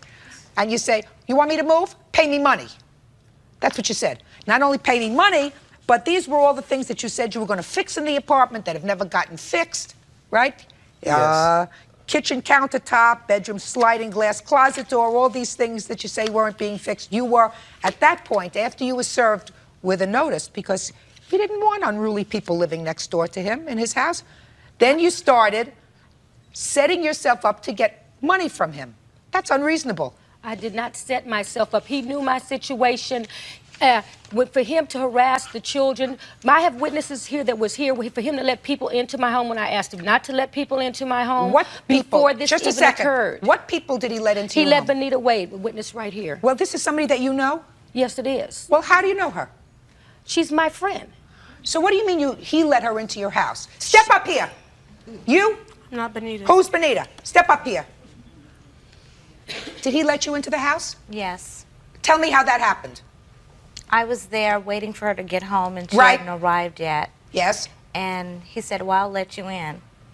So he Good. let me in. Nice. Sit down. All right. So now I've heard the couch, I've heard the harassment, and I've heard relocation fees. Now, I'm about ready to hear your side, sir. On what date did she finally move out of the apartment? She moved out on, it was July the 20th, Your Honor. Okay, is that correct? No, I moved out on the 19th, and I have a receipt. Fine, you moved out on the 19th. Did you pay rent for the month of July? No, I didn't. Good, you owe him money. Now, you are also suing for destruction of property. What property, sir? Yes, I am, Your Honor. In the initial agreement there, and I think you have it there were five things that I said I was going to fix. Only one thing I didn't fix, and that was the kitchen countertop. I let her move in early. She had voiced... What did she destroy, sir? Stop giving me a whole story. I'm sorry. There's the repair to the rear bedroom door. She had someone I guess she said something's wrong with the door. She had them nail it. The whole frame is broke. All of it's broke. And the kitchen floor is, her refrigerator leaks. And I can't replace the tile. The floor is warped. And I got the best estimate I could get. They were doing me a favor by doing this. I went out and did this for her to get. I'm not trying to get any money from her that she doesn't owe me. Good. I just want to be compensated. Judge Judy is ready to rule.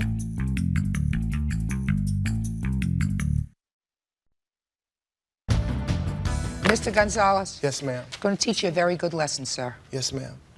Good lesson is landlord, if they're smart, they get a month's rent and a month's security. That's what the security is for. Security is for this kind of damage. Because I know if I'm going to ask her, she's going to say she didn't cause any of that damage. Is that right, Mrs. Fick? I have pictures. Yes, ma'am. Right. I did not cause any damages All right. that She's wasn't going to say there she didn't before. cause any damage. Listen to me, Mr. Gonzalez. I have pictures of I'm not interested in your pictures.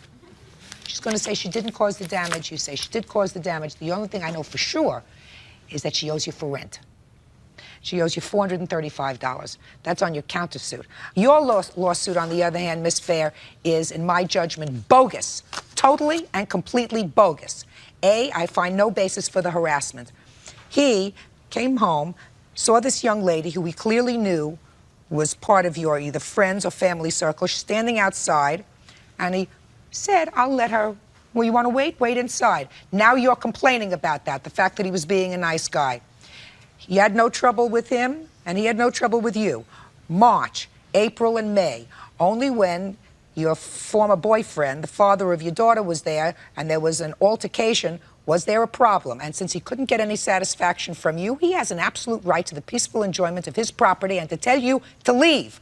He also has no obligation to take care of your stored property after he's told you to leave. And I do believe that the pillows that he said were outside on the lawn were outside in his backyard. The couch may have been inside, but the pillows were outside, tossed away like so much garbage. So I think that if there's any damage caused to your furniture, you did it. So your lawsuit is dismissed, and I'm entering a judgment for the defendant in the amount of $435. That's all. Parties are excused. Next step out. I'll be back to your right. Thank you, Your Honor. 87 on the calendar in the matter of Dodds versus Novick. Thank you. Parties have been sworn in. Judge, you may be seated. Have a seat, please. Oh, well, another love affair that didn't quite make it. Right? Right. Right. According to your complaint, sir, you're suing the defendant for $5,000 for a couch and a television set That's correct. that you bought and are still paying for on your credit card. But she has. Yes. Tell me about it. The defendant and I were seeing each other since the end of '95, and things were going well, so we had talked about moving in together, specifically into the condo that her father owns. She came to me and said that to furnish it, she wanted, among other things, a leather couch, custom made, and a big screen Sony TV. She has no credit because it was ruined in the past, so I had to do it. I didn't want to, but she promised that she was going to pay for it. And I said, okay, I wanted to make her happy. I mean, I cared a lot about her. And so I went ahead and I signed for it, and thinking Did she give you any money for the couch? At that time? Yes. No. Well, she says she gave you $500. She gave me money, but it wasn't $500. Well, how much was it? She came, at first Just tell me how much. $380 in 2 payments. It was a total of $380. You purchased the TV in that period of time, too? The TV came in February, and I think the couch came a month later in March. What was the agreement with the television set? There was no agreement. We were just going to pay it off as whatever. As a couple? Yes. I think we were talking about getting a joint account at that time. And then the romance was over? No, it lasted, but Did you ever move in? No, I never did, and it was mutual at the end. All right, Ms. Novick, let's hear Hi. your end. Okay, first of all, I've known the defendant for 12 years. I already had a couch on layaway at Jennifer Leather. It got discontinued. We went looking for another couch. We went to Leather Factory and we saw one. Derek really liked the couch. He said, you know, if you really like the couch, I'll go ahead and buy it for you. I said, no, it's kind of expensive. He goes, well, you know, your birthday's coming up. Let me just buy it for your birthday. That's not true. And then at that time, they wanted a deposit of $500. I said, and then he asked me, could you go ahead and give me the $500 and then the rest I'll just buy for your birthday gift. So then later on, we went looking for a TV set. And he really liked the big screen TV set. I had a 27-inch already, so I didn't really need another TV set. He said, you know, I really like this. What if we go in half and half? I said, okay, that's fine. I agree. You know, that's, if you want to do it, we'll do it. Everything was delivered to my house. We've never lived together. And then at that time, things were fine. Then I didn't want to see him anymore. And I think it was in September. And then he kept calling me and calling me and calling me. And I'm just like, you know, it's over, Derek. Just leave me alone. Work or whenever we... Payments for what? For the TV set. How much did you pay? Work or whenever we... Payments for what? For the TV set. How much did you pay towards the TV set? The TV set, well, he would tell me it would be $40, I think, each. What do you mean $40? Well, I pay $40, he would pay $40. So it was $80 a month in It payments? was $80, I believe, a month, and he would just tell me when to make the payment. So, and you would make it by check, I assume? No, I made cash. I just did cash because it was. How many can you prove to me, madam, that you paid for him for the television set? How many can you prove to me, madam, that you paid for him for the television set? I paid cash. I don't have any proof. I didn't think it would go this far. But it's aggravating to him, and I can understand it, because he's got the bills for this stuff, and it was your intention that you would both be sitting on the couch watching him, and I can understand it because he's got the bills for this stuff, and it was your intention that you would both be sitting on the couch watching the television. That didn't work out. But there's more, Your Honor. When he started, there's more. When he started... Shh. Order.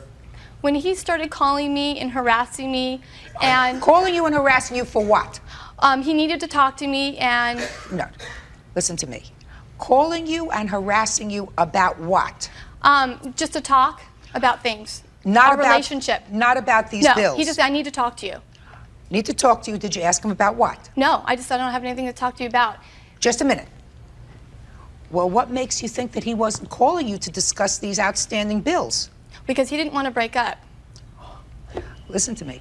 If you didn't give him an opportunity to ask the question, to tell you why he wanted to talk to you, how do you know that that wasn't the intent of his call? There was more to it, though. When he waited for me after work, he followed me everywhere. And I tried to lose him. And then after coming out of a garage where I work, he ran into my car. And then at that time, I got out of the car. He damaged my bumper. And then I said, I'm going to report this to my insurance company. At that point, he says, please don't. My rates will go up because it's over $500 worth of damage. I said, then how are we going to resolve this? Then I said, you know what, there is a way. How about I don't make any more payments on the TV set? Well, it said in your answer to this complaint that you stopped short and applied your brakes, and then he ran into you. No. That's what you... Let me see if I read it wrong. That's always possible. Unlikely, but possible. I was driving. Let me see what you swore to, madam. You said, one day he waited for me until I got off from work and followed me. I tried to lose him, but he was behind me the entire time. I went into a building, he followed me. I then slammed on my brakes, and he ran right into my car. That's what you swore to. No. What do you mean, no? Yes. Say yes. Yes. That's what you said. Judge Judy will continue in a moment. This is not like childbirth. If you got it in there, you can get it out. Right. And later today, This isn't as much about the money as it is the principle. What's the principle? Real cases, real people. Judge Judy. Terry Novick says one of the reasons she couldn't return her ex-boyfriend, Derek Dodd's couch, was because it wouldn't fit through the door. Why were you following her, sir? Look at me. I'm sorry, can I tell you how it really happened? Go ahead. It wasn't, I didn't wait for her after work. It was at her condo. She had handed me the $200 payment I was speaking of. There was two payments of $300 total. One was $200.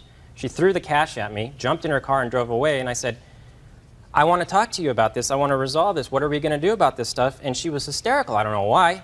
And she just took off in her car, and I tried to follow her like she says. But I wasn't harassing her or anything. I wanted to speak to her. She wouldn't return my calls. What did you want to speak to her about, Mr. Dodds? I wanted to speak to her about what we were going to do, specifically about the couch and the TV, which I was paying for, and she had, and she would not return my calls. Did you say to her, forget about the TV when No. it came to the bumper damage to her car? No, the TV, I mean, she's just totally making that up.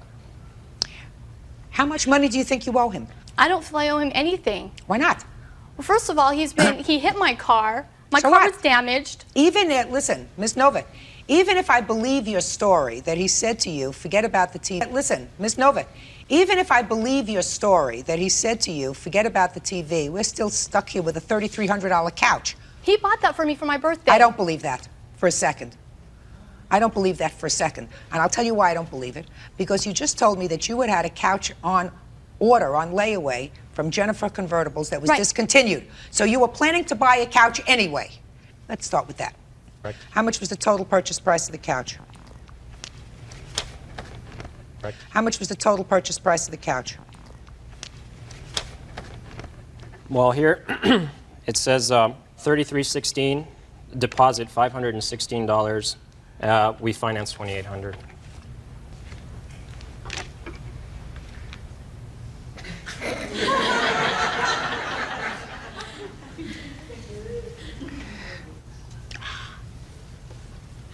Looks right to me, Judge. 2936. Looks right to me, Judge. 2936. Now let's get to the TV. How much was the TV? I can't really say because it was just 200 and another 180 for the both of them, for the couch and the TV, because she was so far behind on the payments. We never said, well, this is for the TV and this is for the couch. So the 380 was all the total amount of money that she gave you for both items?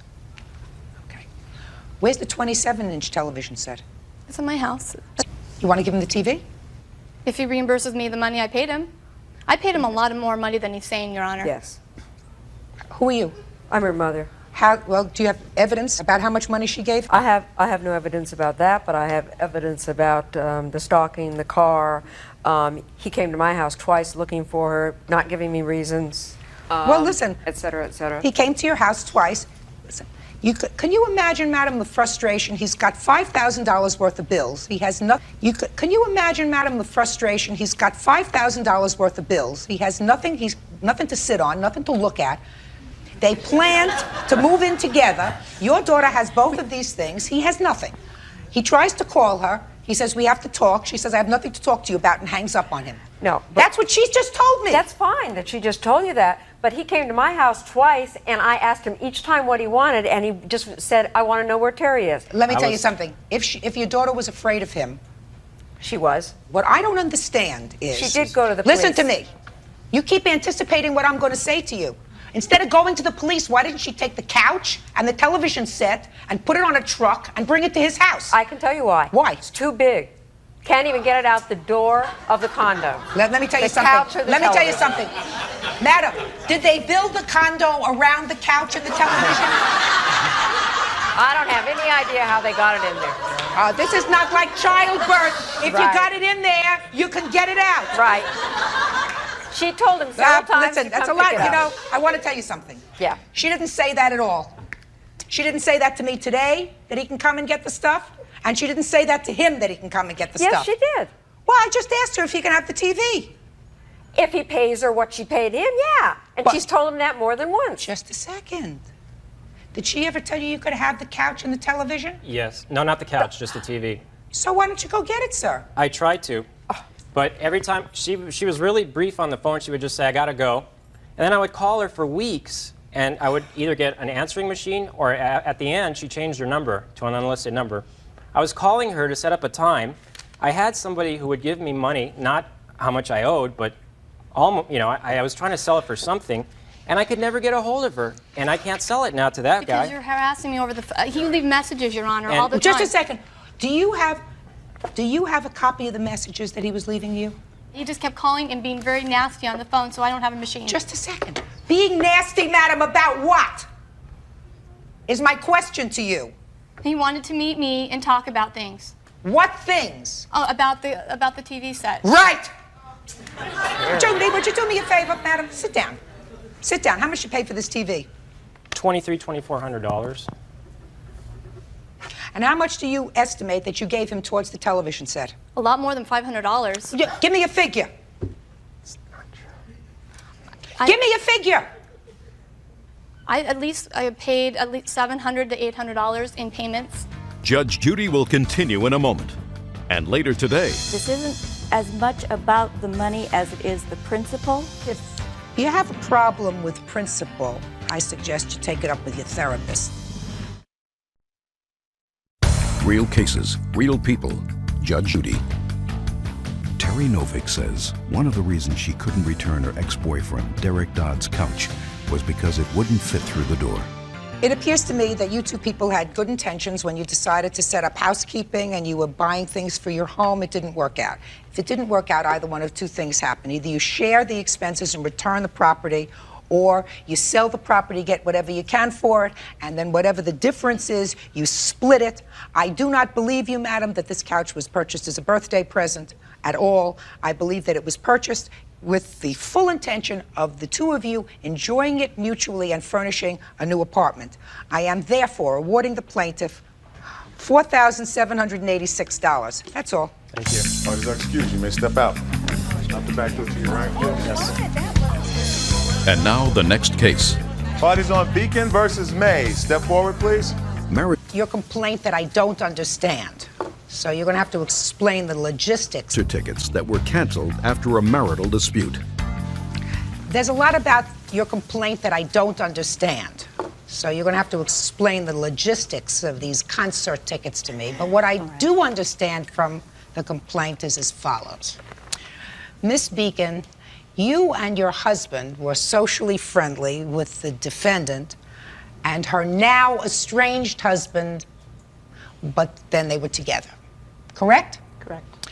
And you, Miss May, had a subscription, a revered subscription to the Philharmonic. Correct? The symphony, actually, but yes. And for many years, you sold one of your tickets to the plaintiff. Yes. And it was just the two of you that went together, or did the husbands go too? No, just the two of us. Just the ladies? Yes. Then, unfortunately, you and your husband separated. And it was a rather acrimonious separation. And you two ladies had a falling out because, according to these papers, you took sides with the husband over a particular event, and she got angry with you. Correct. That's about right. The social part of this lawsuit, I understand. It's the logistics of this subscription that I don't understand, and why you are suing her for $180. So explain it to me, Mrs. Beacon. With regard to the cancellation of the subscription, Penelope had asked me to split the remaining tickets with her. And at this point, I was hoping to somehow fix our relationship. Had you paid her any money for the tickets? Yes, I had paid her $300 for the 10 concerts, and there were 6 remaining at this point. So far, is that correct? She had given you a check for $300? Yes. For the 10 tickets? Yes. Okay. And about a week before the next concert, I got a call from Miss May's soon-to-be ex-husband telling me that she had left the country. So I called the Performing Arts Center to get another ticket because I had one. However, because she canceled her ticket, she also canceled my ticket because they were both in her name. But you had the tickets? I had the tickets. Did you go to the concert, the other 6 concerts? I went to the other 6 concerts, yes. But you didn't have those seats? Correct. Did you have to pay for the other 6 concerts? I did not have to pay for the other 6 concerts. But you didn't get the good seats that you had? That is correct. What kind of seats did you get? They were equivalent seats. They were okay, they were fine. And this isn't as much about the money as it is the principle. Now let me understand it. You paid for 10 tickets? Yes. For 10 concerts? Correct. $300? Right. You went to 10 concerts, and the seats were, although not exactly the same, according to you, equivalent? That's right.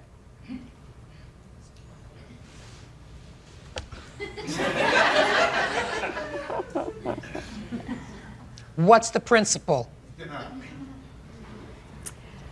Had I gone to the concert with my ticket, which I assumed was a valid ticket, someone else would have been sitting in my seat, had I not called.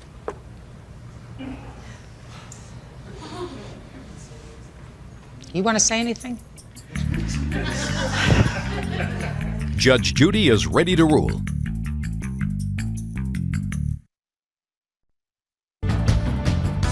Miss Beacon. Yes. You look like a very nice lady. So I am going to try to be as calm as I can. Courts are very busy. People wait a long time to get their lawsuit heard because there are so many lawsuits filed. We have become a very litigious society, unfortunately. Your lawsuit is such a crock of baloney that I am asked to pursue a former friend who, concert-going lady, would take the time and the effort to pursue a former friend who is involved in a very acrimonious divorce, especially when you suffered no loss. So, if you suffered no loss, you have no lawsuit. And if you have a problem with principle, I suggest you take it up with your therapist. This case is dismissed. Parties are excused. You may step out. Hello mọi người nhé, chào mừng mọi người đã quay trở lại với channel Tôi Vẽ Tranh trên kênh YouTube của mình. Và hôm nay chúng ta sẽ cùng nhau tô màu và hoàn thành sau bức tranh, đó chính là hình ảnh một chú chuột đang cầm một bông hoa. Và chúng ta sẽ cùng nhau tô màu bức tranh này của mình nha các bạn. Nhưng mà rất là lãng xẹt nhỉ. Mình cũng phát.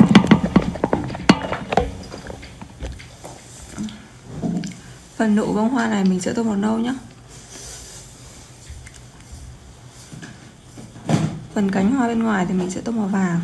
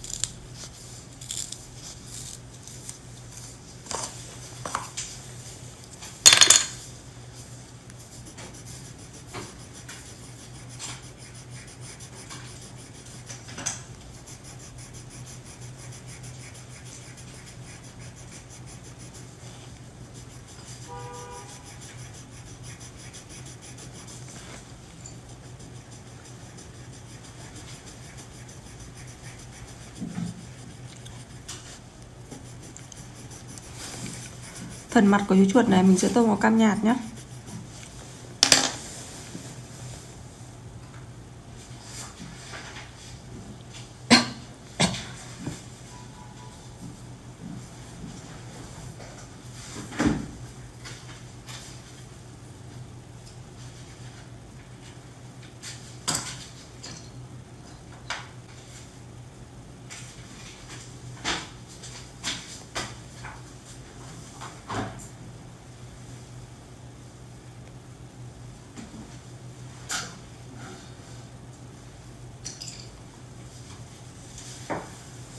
Mình sẽ tô màu cam nhạt cho phần mặt của cái chú chuột này.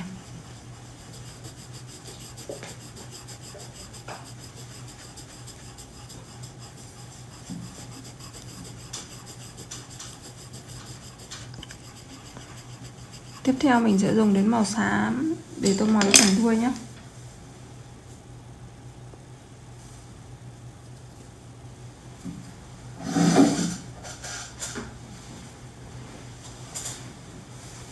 Mình dùng màu xám tô màu cho phần tai trước đã.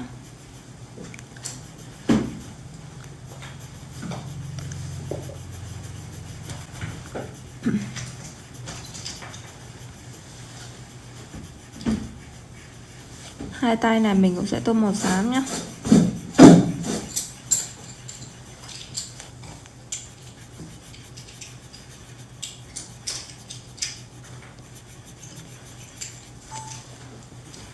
Thưa ông chồng các bạn đã đến với chuyên mục tô màu cho mình trong kênh YouTube của mình.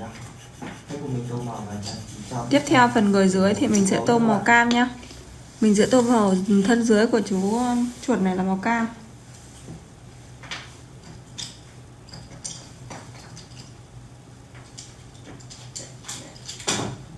Mình sẽ sử dụng màu cam để mình tô màu cho phần màu của chú gấu này.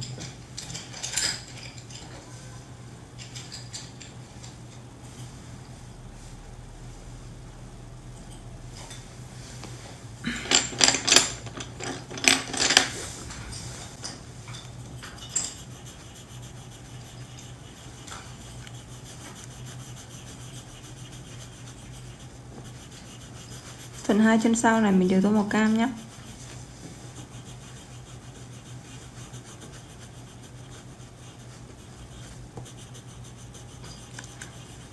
Và đây là bức tranh sau khi mà đã được mình tô màu xong nhé các bạn.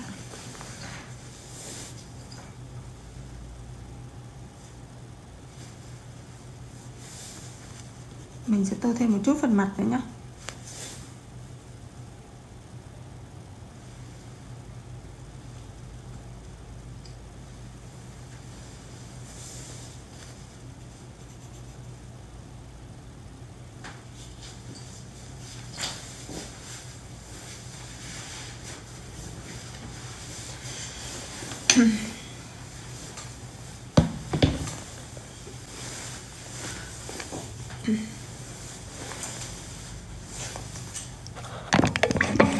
Và cái video mà mình đã hướng dẫn cho các bạn cách để tô màu hình ảnh một chú chuột đang cầm một bông hoa trên tay thế này đã mình tô màu hoàn thành xong nha. Chúng ta theo dõi video của mình thì hãy để lại cho mình một lượt like cũng như subscribe để tiếp tục theo dõi thêm nhiều video tô màu nữa mà mình sẽ đăng tải nhé. Bye bye, xin chào và hẹn gặp các bạn ở những video tô màu tiếp theo trên kênh YouTube của mình. Передает эту нагрузку на большой палец. Отсюда и мотивация как бы у балерин все время держать большой палец в выпрямленном состоянии. Вот здесь. Как только мы это увидели, то получается, что есть при таком косом ходе вот такое противодействие формы. Оказывается, что все мышцы, которые заставляют нашу ногу удерживаться, это приводящие мышцы, имеют целую систему мышц, которые приводят ногу, то есть не позволяют ей отойти в сторону. Но все мышцы, которые находятся на голени, в отличие от бедра, находятся на наружной поверхности, вот здесь, которые, собственно говоря, управляют этой поверхностью. Поэтому у нас получился вот такой диагональный ход дублирующих линий с этой стороны. Колено же, которое зажалось в этой части, ей досталась интересная функция. Оно как будто бы выглядит в виде цилиндра, сдвинутого вот так в сторону. Поэтому получилось, что когда мы рисуем это бедро, то мы видим форму вот такого спускающегося цилиндра, который переходит в такой же цилиндр, но который идет с неким смещением. Поэтому весь коленный сустав всегда выглядит вот так направленно. В этом виновата на самом деле малоберцовая кость, которая отодвинулась вот так в сторону и создала вот это дополнительное пространство. Но коленная чашечка, которая существует у нас на передней поверхности, ее задача защищать два края бедренной кости, и поэтому она очень плотно привязана к этому пространству. Но для того, чтобы ее удержаться, нужна связка, которая ее будет держать. И поэтому она спускается этой собственной связкой и прикрепляется на переднюю поверхность большеберцовой кости. В результате возникает два треугольника. И поэтому на начальном этапе, для того, чтобы понять, как строится коленная чашечка, лучше всего научиться видеть следующее. Мы ставим хорошо визуально видимый край коленной чашечки, рисуем треугольник. И под этот треугольник рисуем еще один треугольник. Раз треугольник и два треугольника. Это и будет наш коленный сустав, относительно которого вся внутренняя поверхность будет удаляться туда, вся наружная поверхность будет удаляться сюда. А это будет абсолютный фронт. Из-за того, что коленная чашечка, если рассматривать в профиль ногу, то коленная чашечка по отношению к этой же вертикали будет находиться в так называемом минусе. То есть она развернута вот так, за счет чего выглядит зачастую темной. Если мы будем рассматривать голень, по отношению к этому краю, голень как будто возвращается сюда. Но верхний край голени все еще сохраняет такой же наклон. Поэтому если провести некую вертикальную линию, идущую вдоль края большеберцовой кости, то огромная масса мышц бедра всегда будет вынесена за эту линию. И поэтому коленная чашечка должна оказаться не на прямой линии, а она должна как бы быть отдельным объемом вынесена за эту форму. Итак, мы построили два вот этих треугольника, но на самом деле никто никогда так коленную чашечку не видит, потому что все видят примерно следующую часть. Все видят край силуэта, здесь и здесь, и потом видят некое тональное пятно в виде коленной чашечки, потом еще два тональных пятна здесь и здесь, и потом видят тональное пятно, которое спускается сюда вниз. Что это такое? Под коленной чашечкой прячется подколенный жир. И в тот момент, когда вы выпрямляете ногу целиком, подколенный жир выскакивает с двух сторон, с одной и с другой стороны. И он становится столь заметный, что коленная чашечка скорее воспринимается таким квадратиком, у которого есть некое непонятное пятно вниз. Но если внимательно присмотреться, это непонятное пятно вниз, это и есть собственная связка надколенника или передняя поверхность большеберцовой кости. Поэтому как бы жировые комочки нас не выскочивать, не отвлекали, но мы должны все равно почувствовать вот эту массу треугольника, массу этого треугольника, что позволит нам сразу кольцевать эту поверхность через эти края, и коленный сустав сразу становится объемный за счет этого. Такая неподвижность или такая стабильность коленного сустава будет происходить все время, когда нога выпрямлена, что позволит нам увидеть следующие очень важные вещи. Когда начинается бедро, в этой части, где выходит портняжный мускул и мускул, напрягающий широкую фасцию, вот здесь возникнет такой маленький треугольник, где прямая мышца выпрыгивает из общего объема. Так вот, это направление будет соответствовать направлению коленного сустава. Когда мы спустимся вниз, то направление подъема стопы также будет соответствовать параллельности этого объема. Также он будет параллелен и в большом пальце. Поэтому, когда вы начинаете рисовать ногу, то обычно вы делаете так, если она находится не в фасовом режиме, а как-то развернута на вас, то вы увидите следующее. Вы увидите поверхность переднюю бедра с боковой поверхностью, здесь идущей. Потом увидите коленный сустав, потом увидите форму голени, и потом появится такая же форма стопы, которая выходит здесь. И получается, что вот эти параллельные структуры стопы, вот эти параллельные передние плоскости голени, которые будут идти здесь, всегда будут параллельны друг другу, когда стопа выпрямлена. И будет такой же перпендикуляр по отношению к этому объему, который будет работать относительно этого края вот сюда внутрь. Это сразу будет давать ощущение максимальной глубины, то есть максимального пространства, которое можно добиться. Конечно, разбив на два счета нечестный, потому что это полная сфера, и она имеет многообразие всех плоскостей. Но представить себе структуру в начале в виде вот такой формы гораздо проще, гораздо легче, что позволяет вам с легкостью анализировать направление масс, и тогда вы можете врисовывать ногу в согнутом состоянии с внутренней части, точно так же понимая, как работает закон поворота бедра, что очень удобно, потому что вот эта поверхность, сохраняя свою параллельность, будет выглядеть очень убедительно. В реальной жизни в согнутой ноге на самом деле нарушается закон этой параллельности, потому что как только колено сгибается, связки расслабляются, и колено уже может вращаться. То есть может появляться вот этот люфт большеберцовой кости относительно бедренной части. Это будет происходить вот в этой части, вот здесь территории.